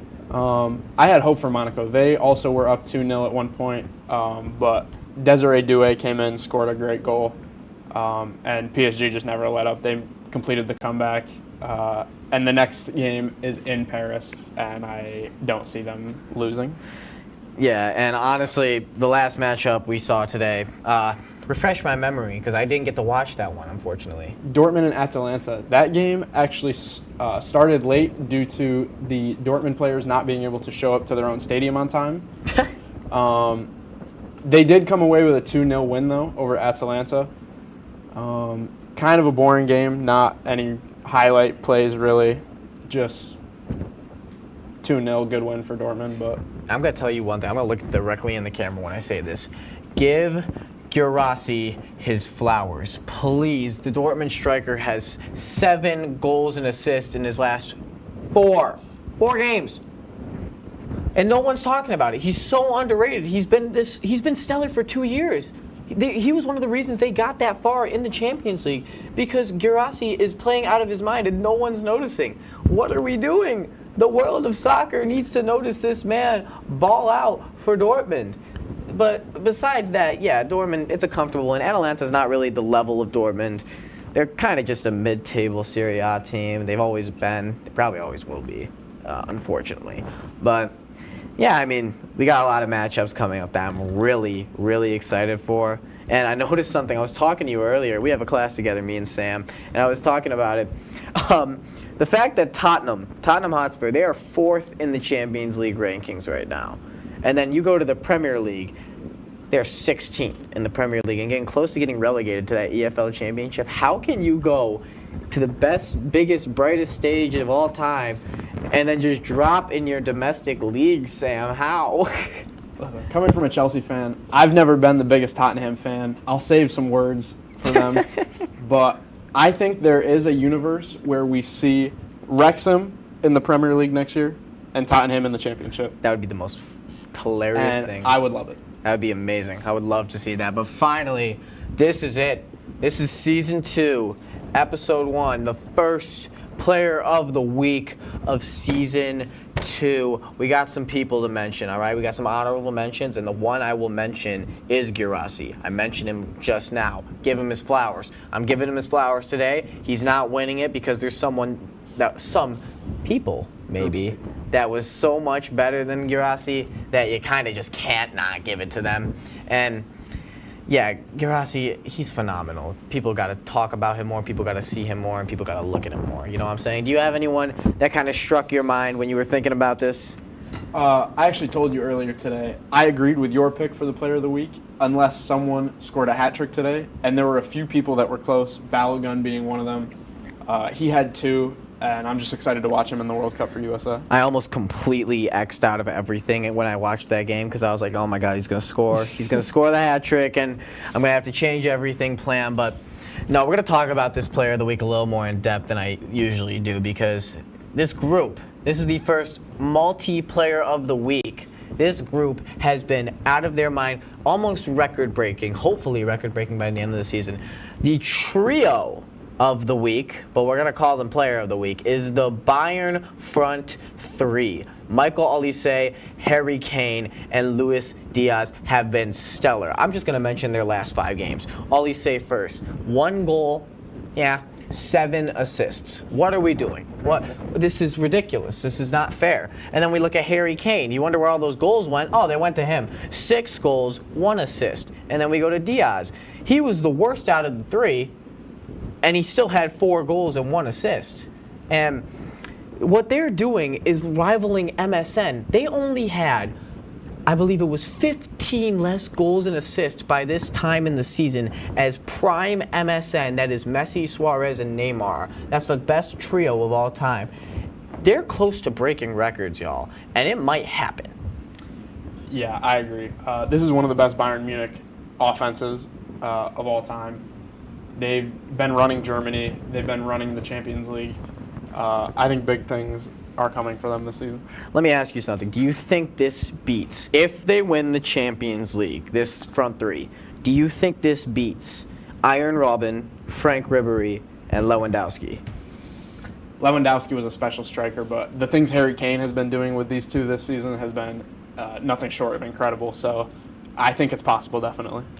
That's so weird to think about, man, because those guys were stellar, like absolutely stellar. But we're going to wrap it up here, all right? We want to thank Ian Husselbeck once more for appearing on the show. I told you guys we're going to get people. This is going to be a whole new show compared to the last season. We're going to get stuff going. It's going to be a great time. I want to thank my crew in the back. I'm going to do that every show now because they are underappreciated. We got an amazing crew in the back over there. And thank you all for tuning in to Oswegolazo. We really appreciate you all. I'm Nick Stetter. This is Sam Brewer, Player of the Week, the Bayern trio of Harry Kane, Michael Olise, and Luis Diaz. We thank you all. Have an amazing night on WTOP-10.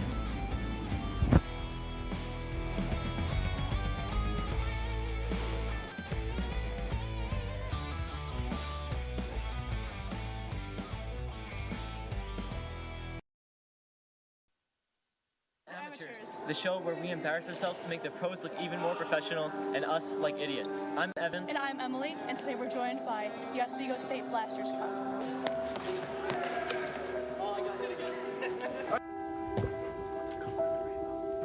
Anything, guys. Brown.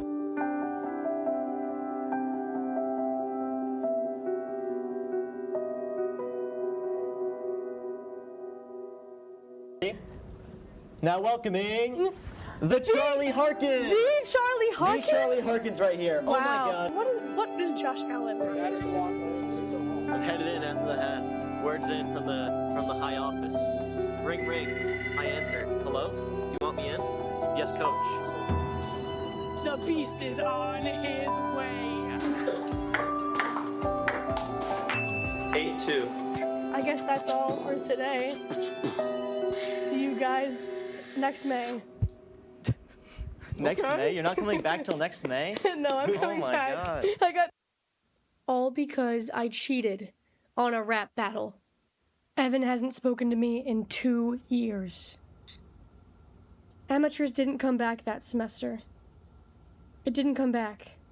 I have to talk to him. I have to make things right.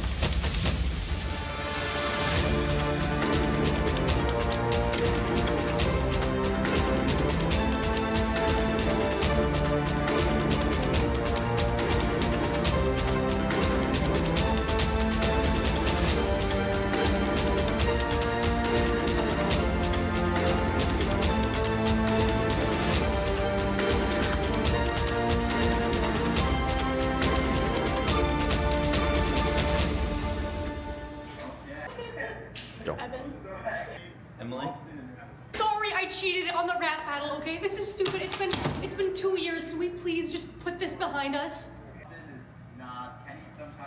Sure. Let's do it. Well, we've got to give the people what they want.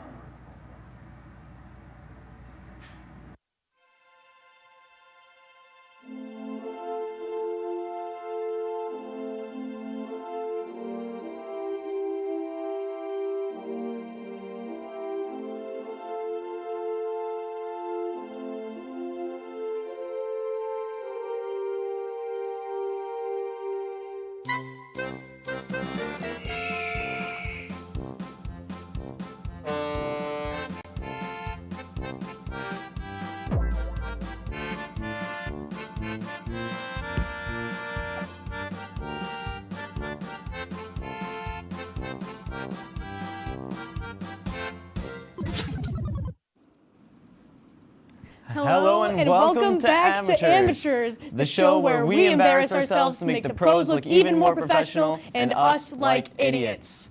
I'm Evan. And I'm Emily, and today we are live for the first time in 2 years. 2 years. It's been a while. I can't believe it's been that long. Evan, what have you been up to? What have I been up to? Well, I joined a fraternity for one, which nice. is, and then after that, I did my first analyst for a hockey game, which was really fun. And also, I've been hosting a hockey show here on TOP as well. That's awesome. Yeah. Very TOP and campus activity centered. I've been doing a whole lot of work. I mean, I work for the Office of Admissions. I have a job with the Office of Student Orientation and Family Engagement as well. But it's been quite a busy time, honestly. I mean, I feel like that's been it for the both of us. But I'm so happy that we're back. You know, it's senior week because it's my second to last semester. Stay tuned for our next segment, which we're going to head to break in a second, in which Evan and I are going to do a magic trick live on air. We're coming back in with a bang. So let's head to break.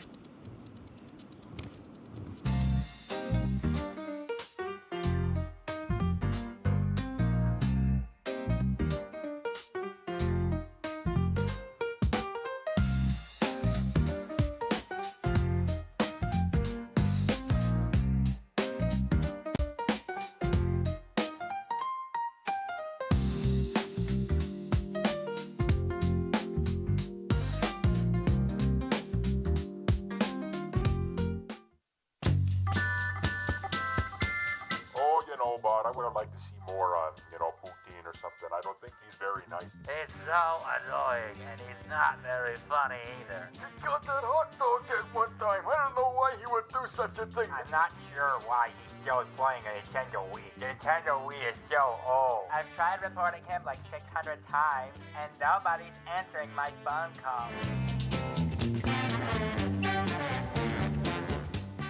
Welcome back to the DK experience. Go back to your job. Every NFL fan I've played for the last 15 days. Maybe. Writing a letter to the NFL fans? Get out of here with that. Let me finish. No, let me finish. Stop. Johnny Manziel? That guy, he's a loser. No, that's...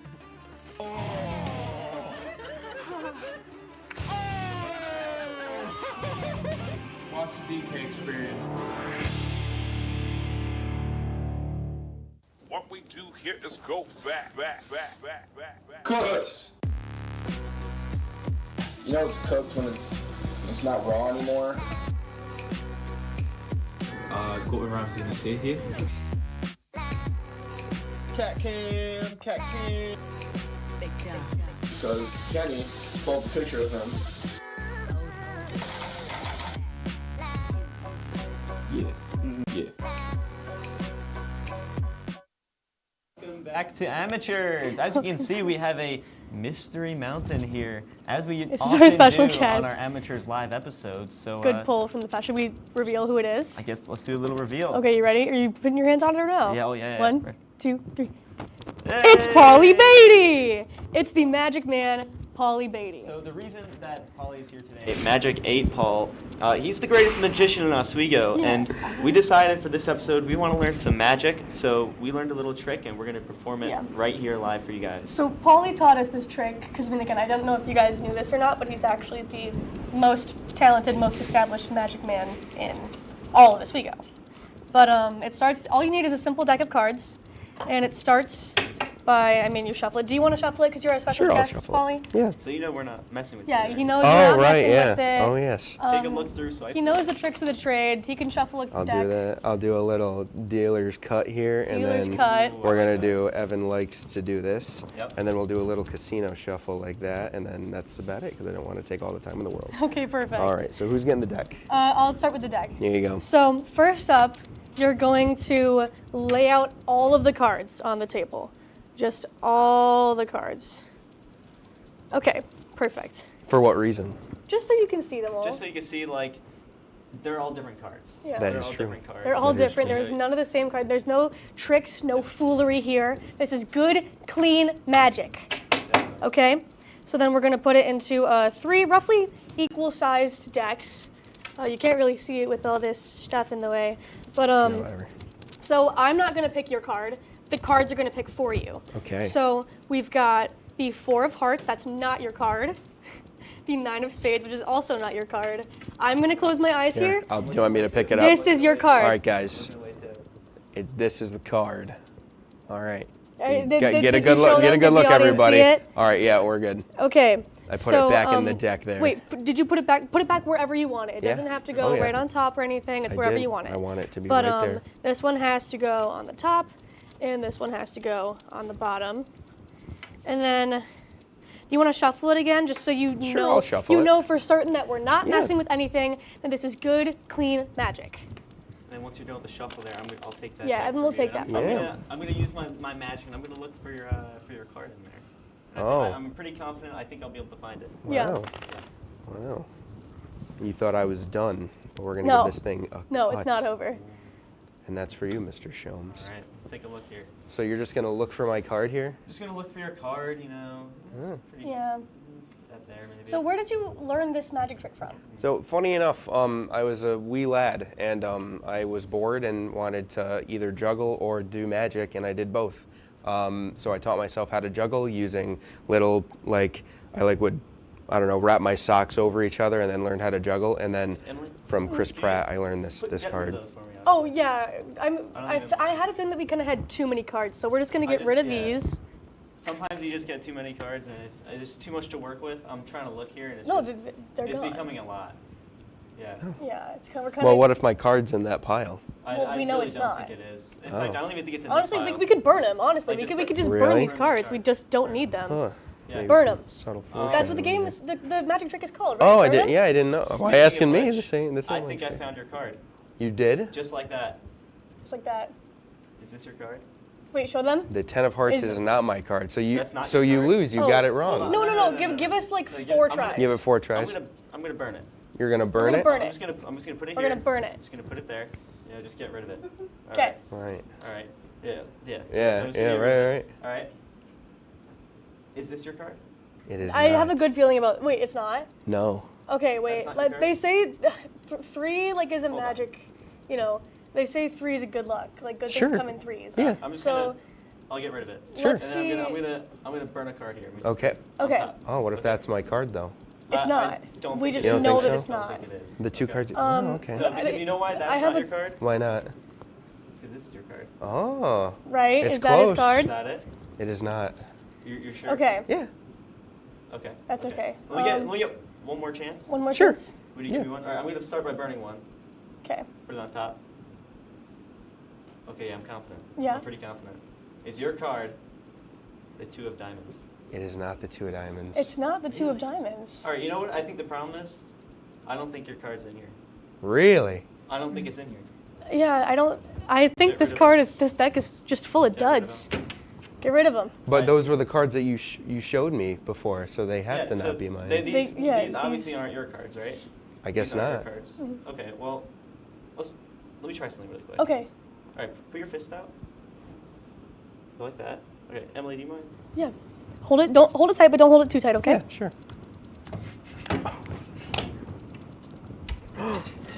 Oh my Hold on, gosh. What landed face up? Wait, on what your lap landed there? face up on his lap? Is this Holy his card? crow. It is my 5 of spade card that I picked from earlier. This was the card? Was that Oh your my card? goodness. Wow. Yes, it was. Wow, if Wow, only you that had guys- landed on the table where the you camera guys- could see it at you first. guys I are swear. really That was good, clean magic. There was nothing on his lap. Magic is real. It was rocky, but we got there. It was rocky, but we did did get get there. That was did good get there. and clean. Guys, that was really good magic right there. Thank you so much. I'm spooked. If you want to see how we did that magic trick, stick around after the break because you're going to see how we learned this trick. Word. Bye.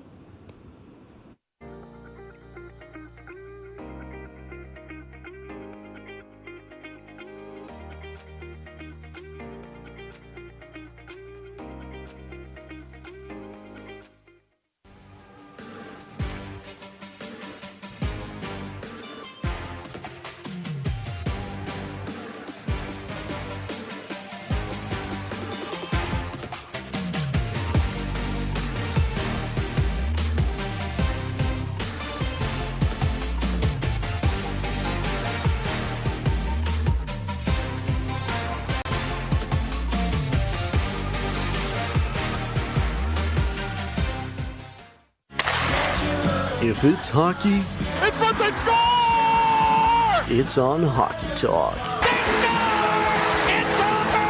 Join Rob Finger and his panel of guests Their behavior against easy teams. How do you lose to the Bruins twice? as they take you through the hockey world. We welcome you with open arms. Tune into Hockey Talk, Mondays at 9:30 after East Coast hockey games, only on WTOP.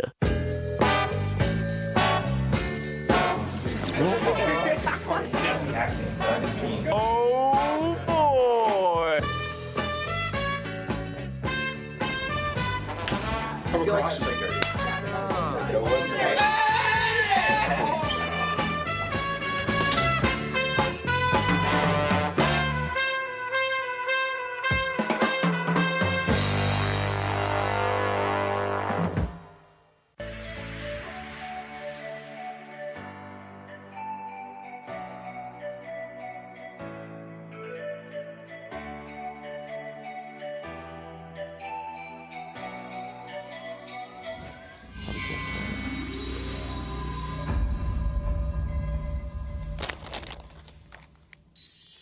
All right, we're here with the great Magic 8 Paul, the greatest magician in Oswego, so we've been told. Hello, I'm Magic 8 Paul, given the name about 5 minutes before this. I know one trick, but we're going to see if I am a master at it. So we're going to try and teach some amateurs some magic. I really can't wait. I mean, you've been talking up this trick for a very long time. He was actually the first person that we asked. It was kind of a shot in the dark, and I said, Paulie, do you know any magic? And he said yes. So he is the most knowledgeable magic man in Oswego, if you guys could believe it. All right, so all the cards are different. Obviously, no two cards are the same, yada yada. Can confirm. Can confirm. We'll do another shuffle. Okay. Because you should always shuffle cards. How long did it take you to master the art of the shuffle? Not too long. Shuffling's cool. I do play a lot of poker. So if we want to learn that next, we can play some. Yeah, that could be the next episode. Yeah? Yeah. All right, so right now I'm going to do 3 decks here. Okay. I'm basically going to choose your card for you, but I'm not going to see it. That's a good card. That is a good card. Ace of spades, I like that. I have a second card here. That's a 10 of diamonds. Okay. This is your card. Okay, can I? You can look. Okay. I will not look. That's good. This is our card. All right, and then I want you to put the card back into the middle deck wherever you please. I'll cut it. All right, is it in? It's in. All right. So it's somewhere in this deck. Yes. But we're gonna make it even harder. We're gonna put this ace on top. Okay. We're gonna put this 10 on the bottom. Okay.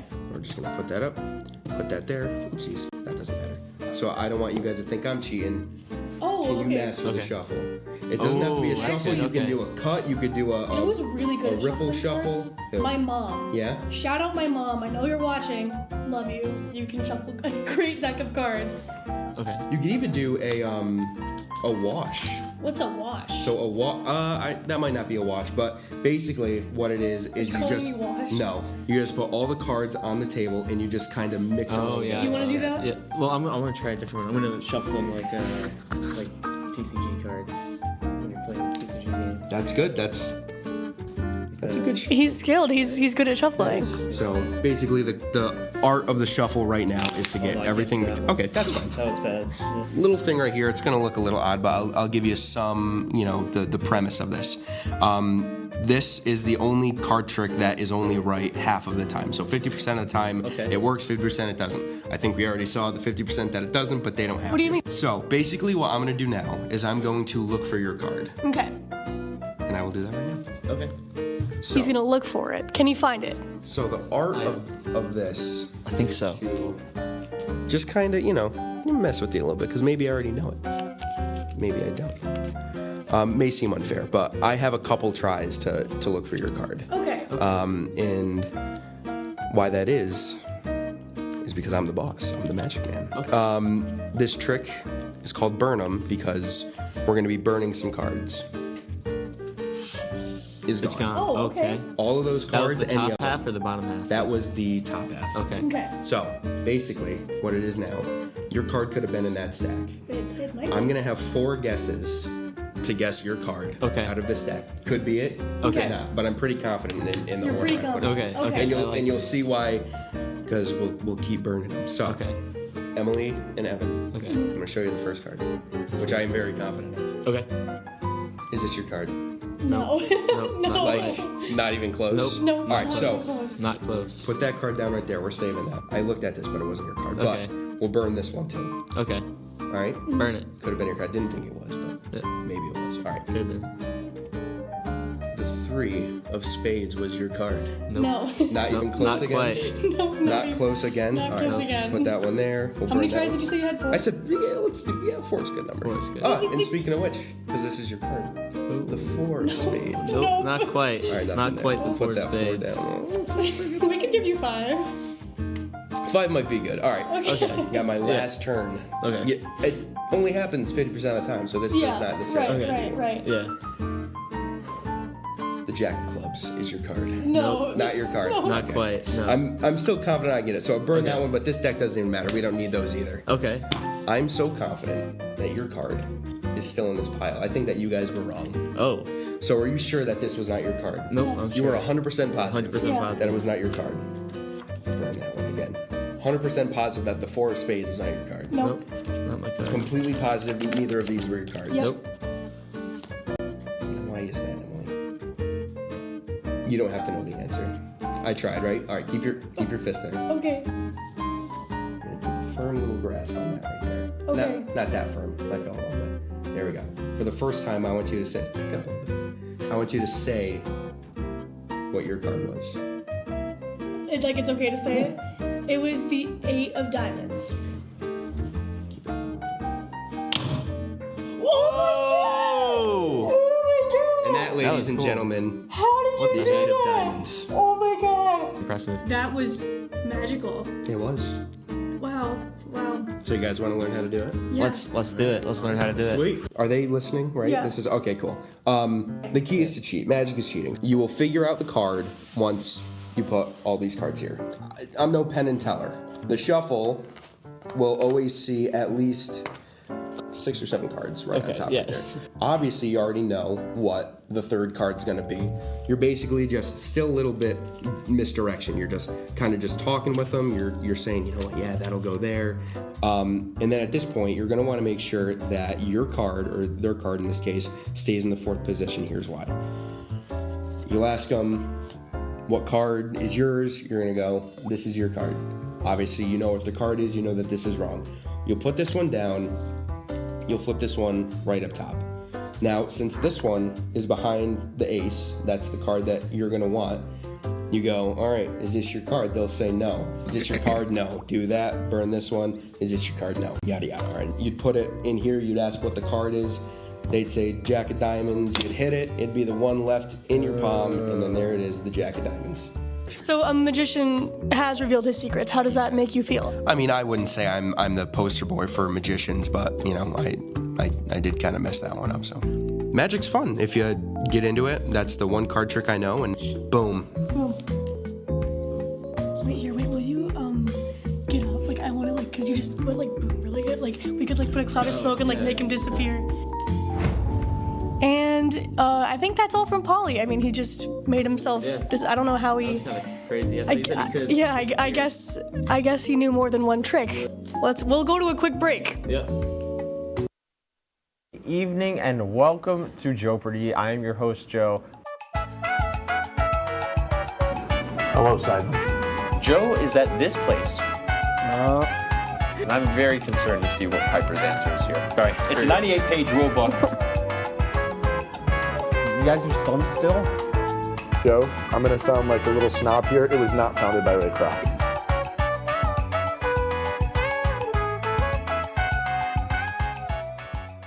So you're probably wondering why the top producer of WTOP's new hit, Oswegolazo, is currently juggling a soccer ball right now.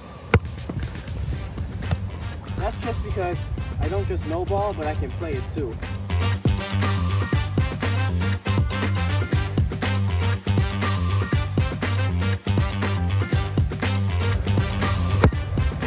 WTOP, live every other Sunday, 7 p.m. Tune in.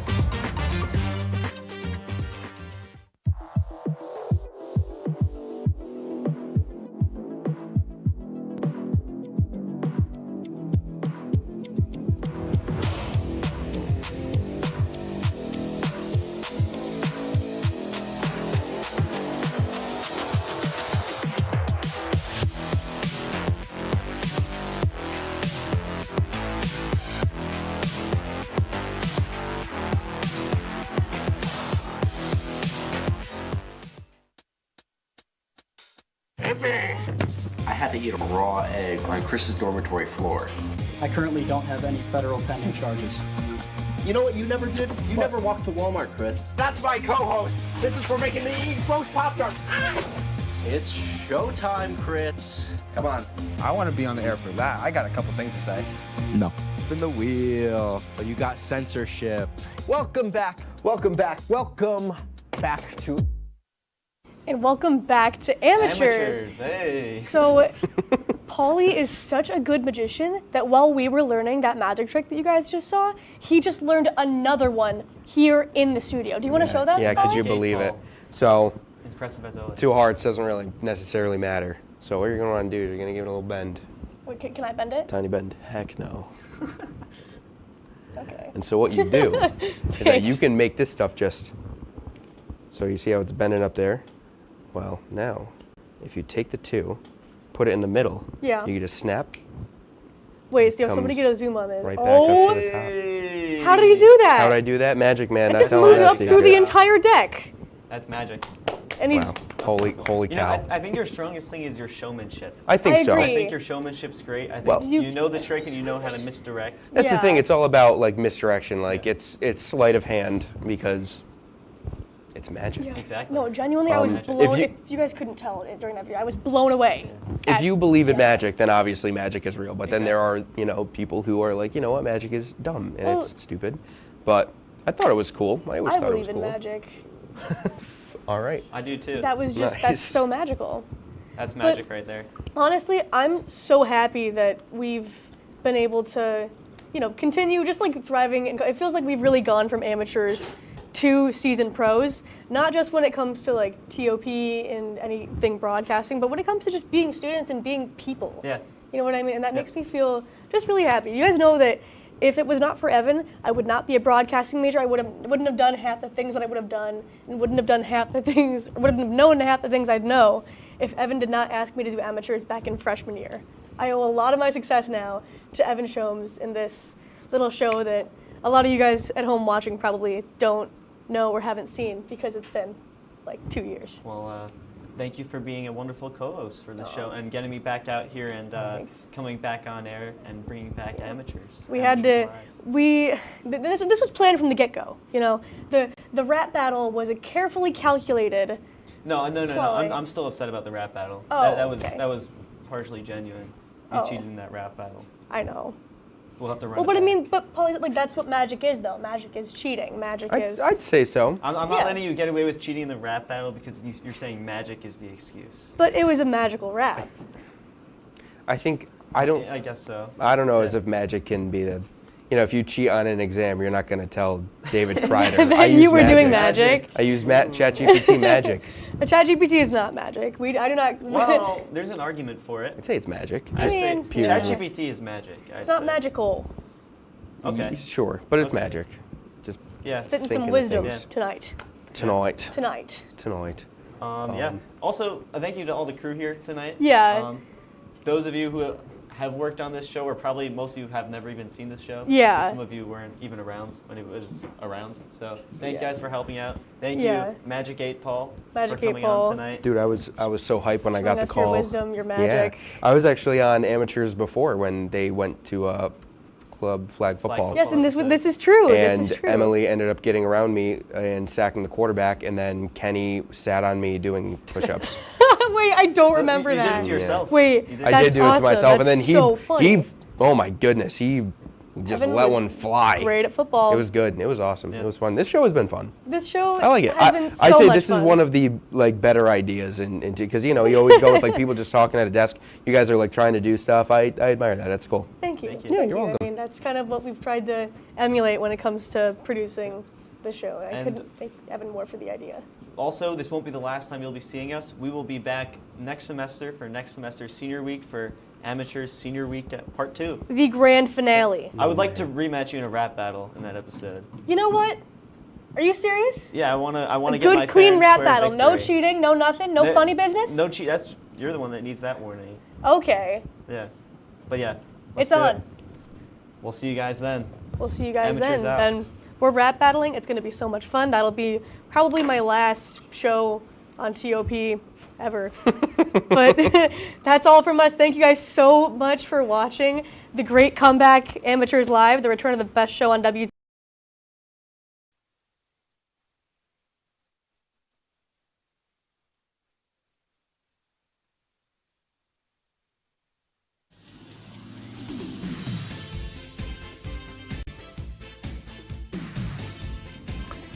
Good evening and welcome to Joepardy. I am your host Joe, here for season 2. We have a great season in store full of so many great guests.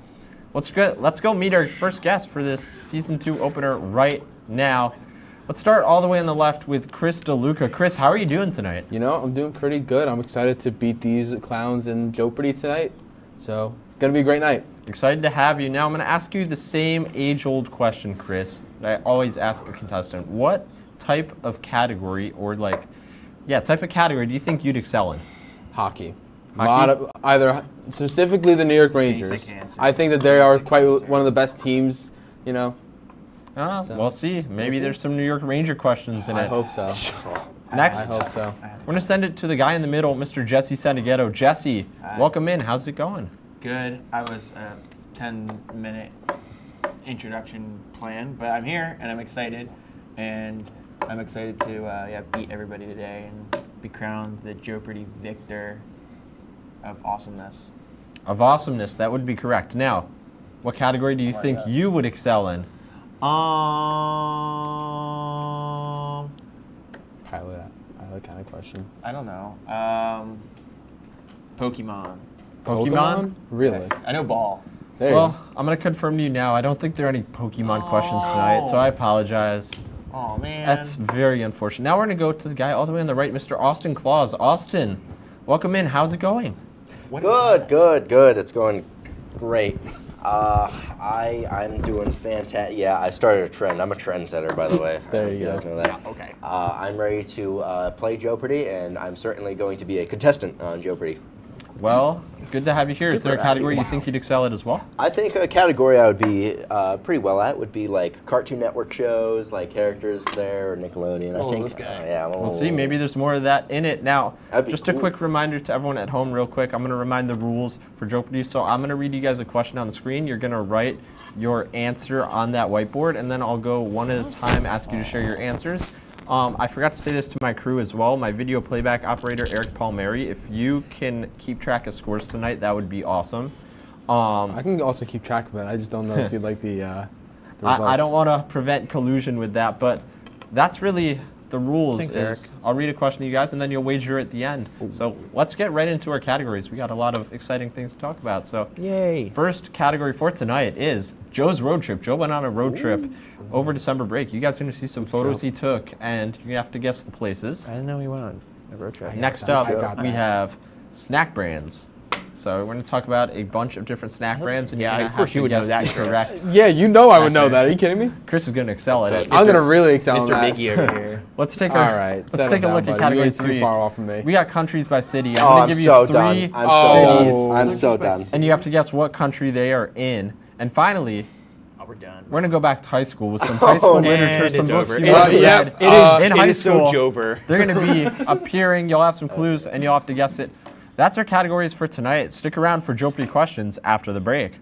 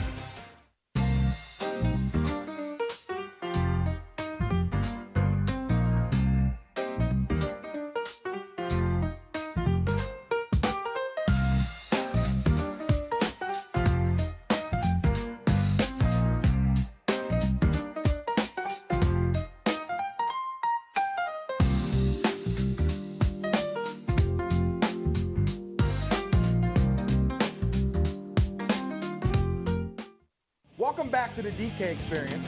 Go back to your job. Every NFL fan has played for the last 15 games. They beat. Writing a letter to the NFL fans? Get out of here with that. Let me finish. No, Let me finish. stop. Johnny Manziel, that guy, he's a loser. No, that's. Oh. Watch the DK experience. Is there anything interesting happening in here? Joe, is there anything interesting happening in here? Yes, there is some interesting stuff tonight. We're doing our weather outside. Oh, okay. Our I don't quick care. weather. Never mind. Let's see. I'm sorry.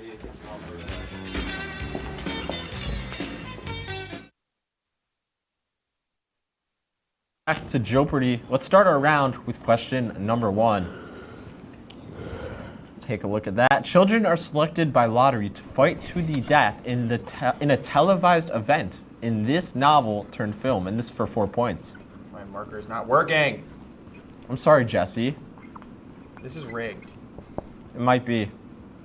Well, Jesse, let's start with you since your marker isn't working. It's kind of working now. Yeah. What is the Hunger Games? That is correct. Chris? I put what is the Hunger Games with a little drawing of like the little like what's the like the doo doo doo. And finally, Austin. I said, what is the Hunger Games? That is the Hunger correct. Games. 4 points across the board. We guys did are- it. No We did shutout it. tonight. So points across the board. Let's go to question number 2. Oh. Yeah. Question number 2. Let's take a look Got at it. that. Joe Cash money. visited I know where this Broadway, is. a street filled with live country music and neon lights in this southern city. You literally and called me- this you called me is from for the 2 city. points. City? Wait. I would like the city. Do you want the state? You can put the state for no bonus points, but you can put the state if you Can I want. get it for brownie points? Sure. Let's start with you, Austin. I want to say with New Orleans. New Orleans is incorrect. Chris? I said the great city of Nashville, Tennessee. That is correct. And Jesse? Nashville, Tennessee. That is correct. Oh, is that? Oh, yeah. I wouldn't have gotten that. That is Broadway in Nashville. So points for Chris and Jesse. Let's go to question number 3. I won the eraser. Syracuse, Verona, and Catania for 6 points. Name what country these 3 cities are in. Wait, are they all in the same? They're all in the same. They're country? in the same country. Oh, You gotta okay. name what country. Oh, good grief. Good grief. Oh gosh. Can I get a new marker here? Wait, actually, wait. These markers are terrible. Not to be confused with Syracuse, by the way. I thought that's what you Well, said a minute ago. Austin, we'll start with I you went here. with Cambodia. Cambodia is incorrect. Yeah. Cambodia isn't a country, but Cambodia is incorrect. Chris? I went Italy. Italy is correct. And Jesse? I also randomly wrote Cambodia. 2 Cambodia. I don't know why. Incorrect. How did Can I I know get that? a new marker? Chris, you're Italian, so it makes sense, right? Yeah, I'm because I Italian, remember too. every time I look up Syracuse, I always the first one that pops up is Syracuse, like Rome or All something. the time. So 6 points for Chris. That sucks for me. No points for Jesse or Austin. Let's go question number 4. Name this Shakespeare play that featured star-crossed lovers from feuding families, and this for 6 points. Oh wait, I know this. You guys definitely read this one. No, I don't. My school was weird. We read weird Shakespeare ones. I got it. Very interesting. Chris, we're going to start with you as a result. It's definitely not right, but I put Macbeth. Macbeth is incorrect. Jesse? I put Hamlet. Hamlet is also incorrect. Austin? Guys, isn't it Romeo and Juliet? Romeo and Juliet is correct. Dog! That's for Austin. The most That's like the popular show. most famous one. I didn't read Romeo and Juliet in high school. Wow. I I did. Read in high school. Interesting. So 6 points for Austin only. Back in the game. Let's go to the next question. These 2 brands are the highest grossing chip brands of all time. This for 8 points. 2 brands? Yep. Do we get half points if we get one of the brands? We'll do half points for it. Yes, we will do that tonight. Just because there are 2 answers. It's a little new for Joepardy, but we'll do it. I'm in. I'm ready. I'm dialed in. Alrighty. Let's start with Jesse. Yay! I said Lay's and Doritos. You got half credit there. Doritos is correct.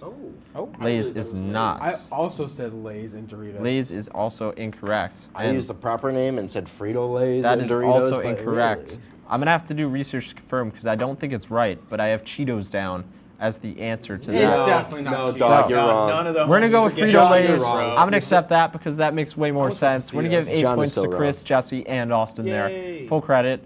Let's go to our next question. Joe went to Jackson, Georgia, also known as this town in the Netflix show Stranger Things, and this for 10 points. I don't know Stranger Things. Are you kidding me? Wait, so... Well, You got to name the town. Can we get the image back on the screen real quick here? You got to name the town. I got it. Like the town from Stranger Things. Yup, the town from Stranger Things. Oh wait, I know. I got Okay. it. I made a joke writing Nashville, but that's not the right answer. Don't look, don't look. It's definitely not Nashville, that's for sure. I saw, but I'm not changing my answer because that'd be cheating. So. Yeah, that would be cheating. Let's start with Chris. Yeah, so I've never watched Stranger Things, so I put Stranger Thingsville. That is incorrect.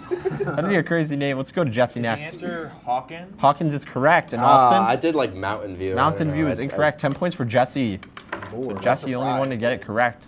Great job getting Hawkins. I just watched the last episode, actually. That's how I know. Really? Joe hasn't seen Stranger Things also, just heads up. I've never seen it. I've never been interested in it. We can watch it at the house, Chris. I don't Let's want go to. to our next one. no. Lewiston, Kingston, and Halifax. And Got this it. for 8 points. Got it. What country are these 3 cities in? How much is this for? 8 points. Marker just does not work. What am I supposed to do Jesse, I here? don't want to actually see it. Can you keep it up? Good news is you got a 1 in 0.5% chance of getting it right if you don't know the answer, Austin. I got it. What? Because there's 197 countries. Oh, yeah, cool. I got cool. it. I know what Oh, I'm locked in.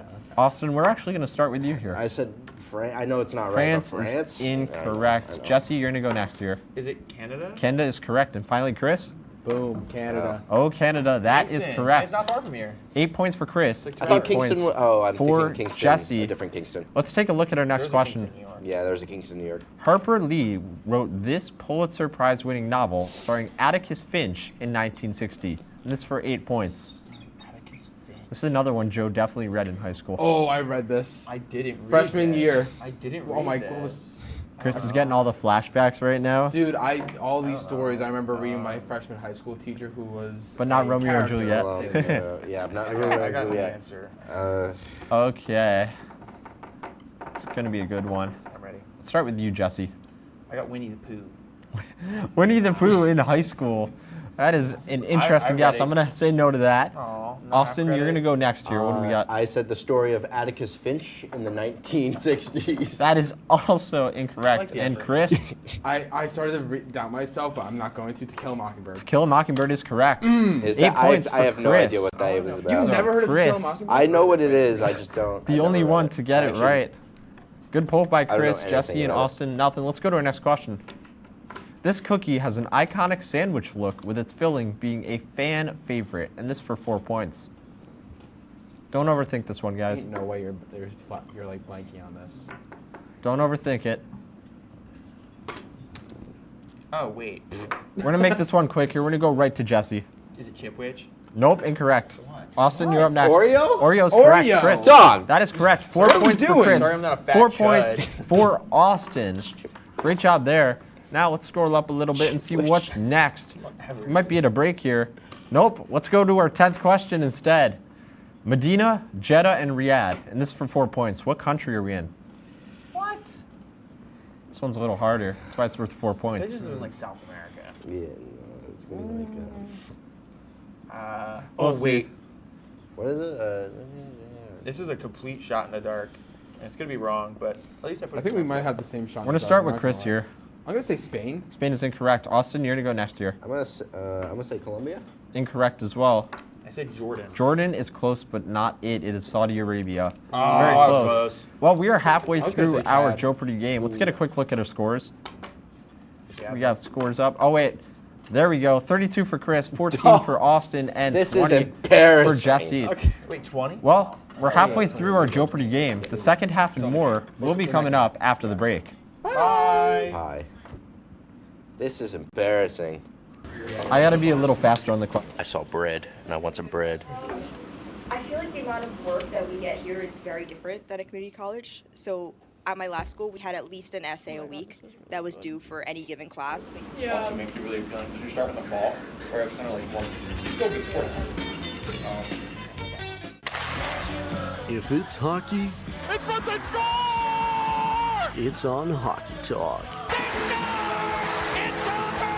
Join Rob Finger and his panel of guests Their behavior against easy teams. How do you lose to the Bruins twice? as they take you through the hockey world. We welcome you with open arms. Tune into Hockey Talk, Mondays at 9:30 after East Coast hockey games, only on WTOP.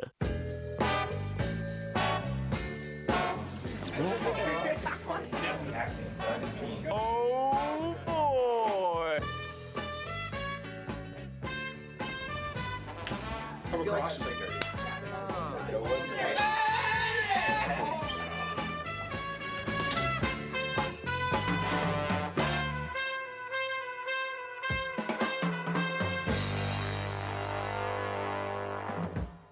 Good evening and welcome to Joepardy. I am your host, Joe. Hello, Simon. Joe is at this place. And I'm very concerned to see what Piper's answer is here. Sorry, it's a 98-page rule book. You guys are stumped still?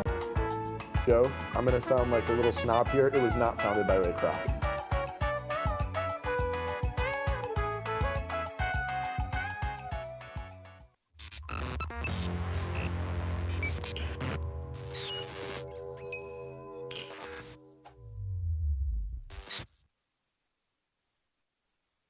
Welcome back to Joepardy. Let's continue our round. We're going to be a little quicker here. So let's go to our first one.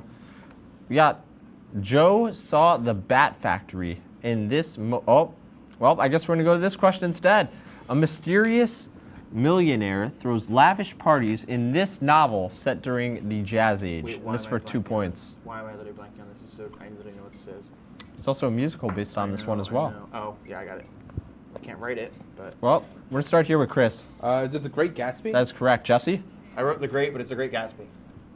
I also wrote The Great Gatsby. And finally, Great Gatsby. It's just Okay, flying. let's go to our next question. My marker doesn't work. Joe saw this bat factory in the most populated Kentucky city, and this for 6 points.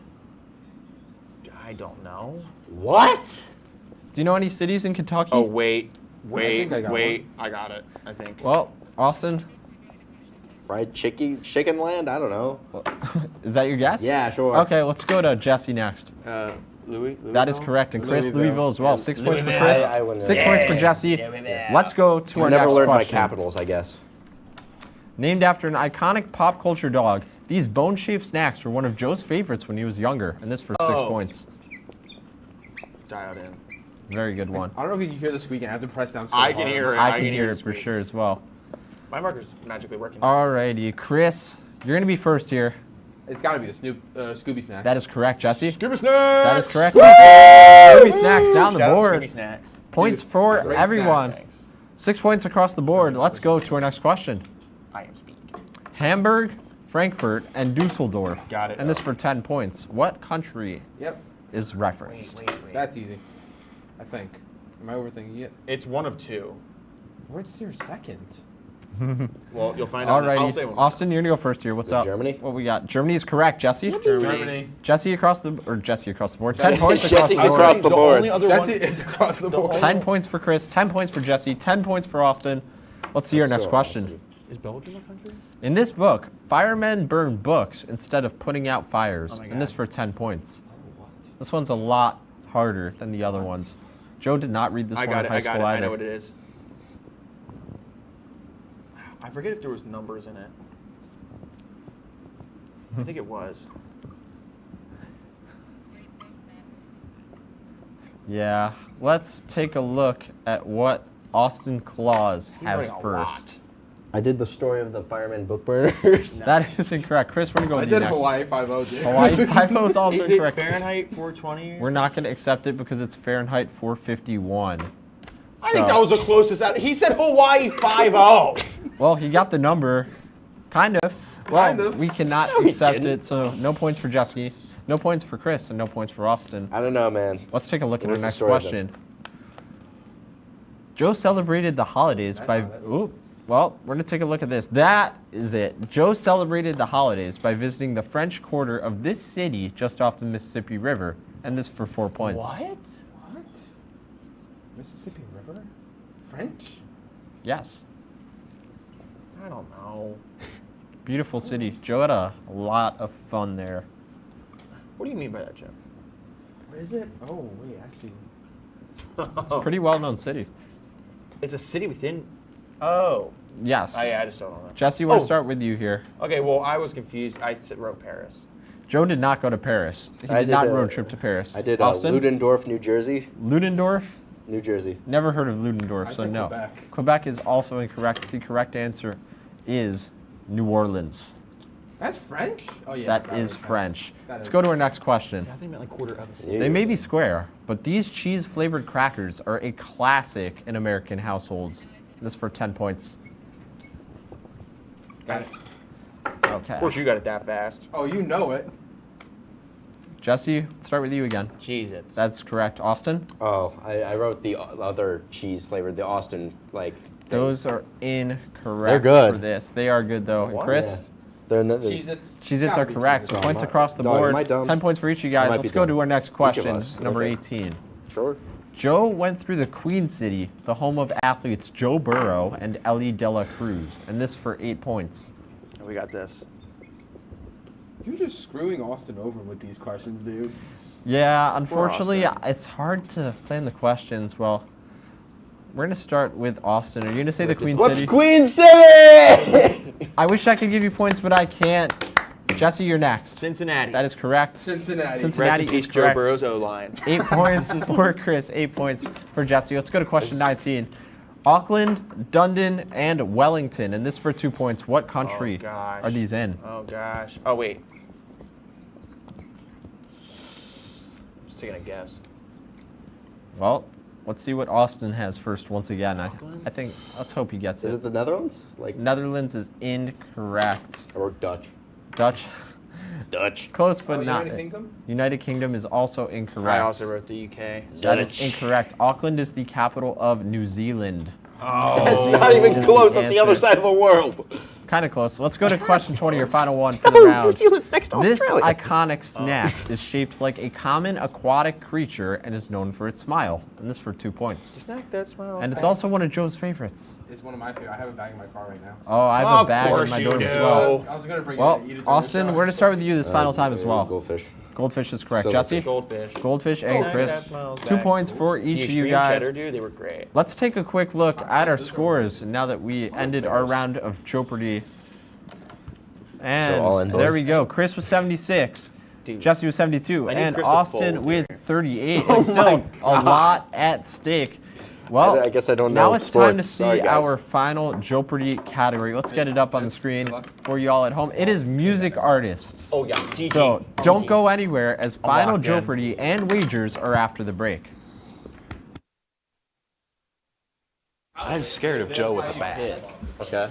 Okay. Let me show you because your team is a failure. You don't know how to score, right? Yeah. Ready? Yeah. Just like that. That's actually. Let me show you the Bronx Bomber way of doing it. Ready? Ready? I swear to God. Oh my Everyone. God. All right, put the bat down. All right. This number's like. Sorry, Joe. You're right. Sorry.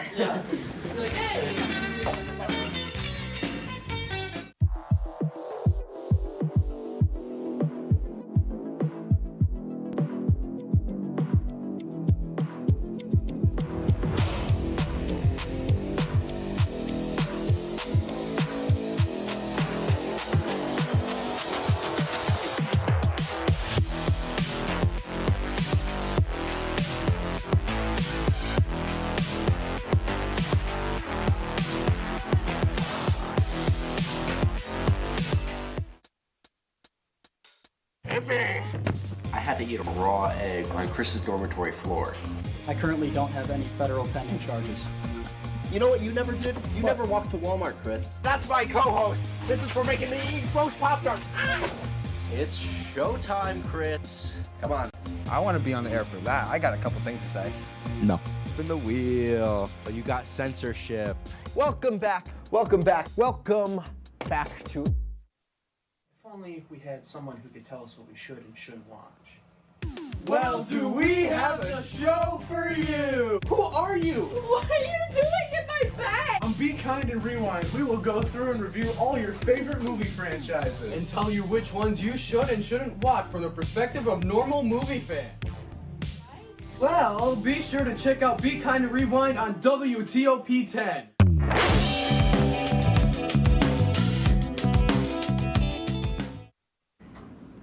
Welcome back to Joepardy. It is time for our final question. Oh, yeah. Let's take a quick look at that.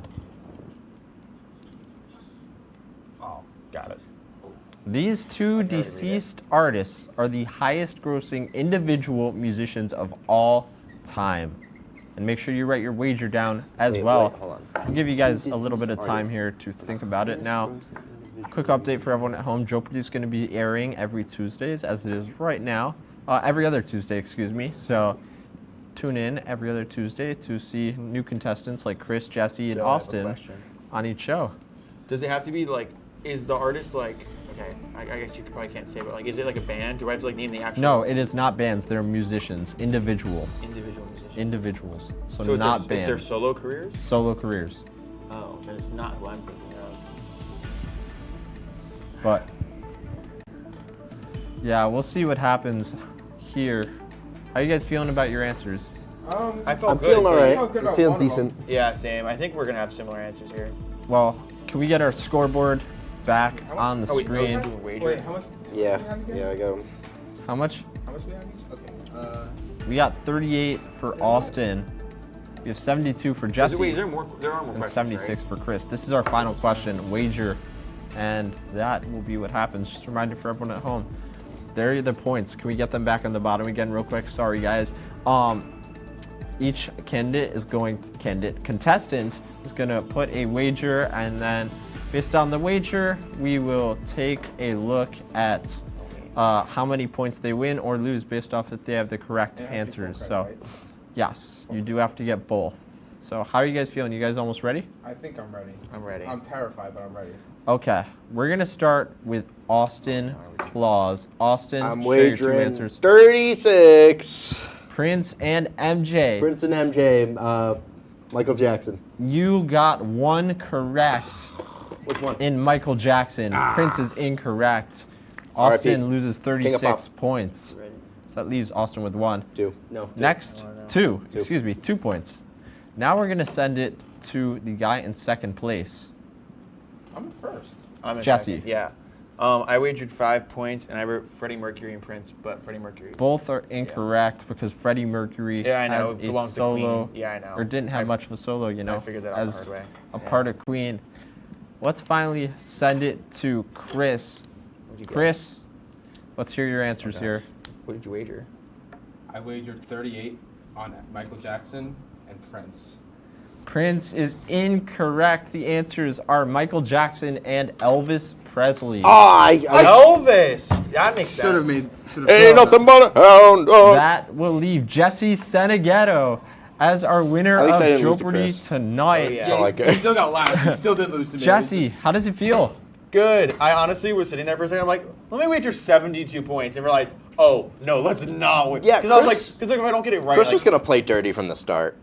Dirty. he said that before Yeah. the show, by the way. Yeah, What? he's- I think he's cheating. He's a cheating How do you cheater, say- pumpkin eater. He pulls out his phone on the Look, side. yeah. Yeah, I put my phone that's on the side. We'll have to get a rematch. Yeah. Is that how many points I had actually?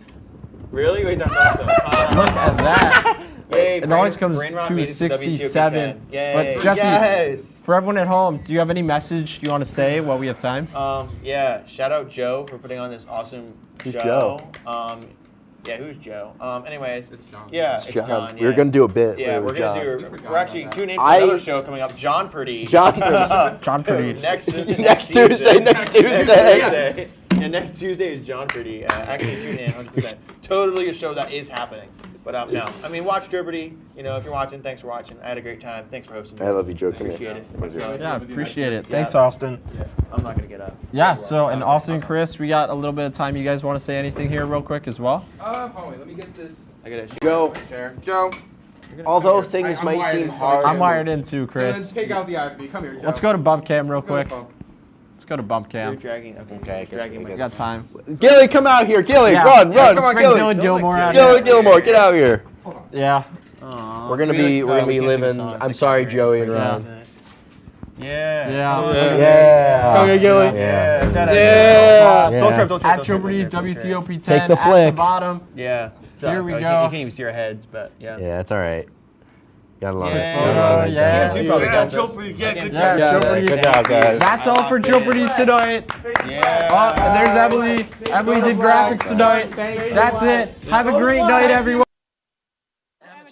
The show where we embarrass ourselves to make the pros look even more professional and us like idiots. I'm Evan. And I'm Emily, and today we're joined by the Oswego State Blasters Cup. Oh, I got hit again. Anything, guys. Brown.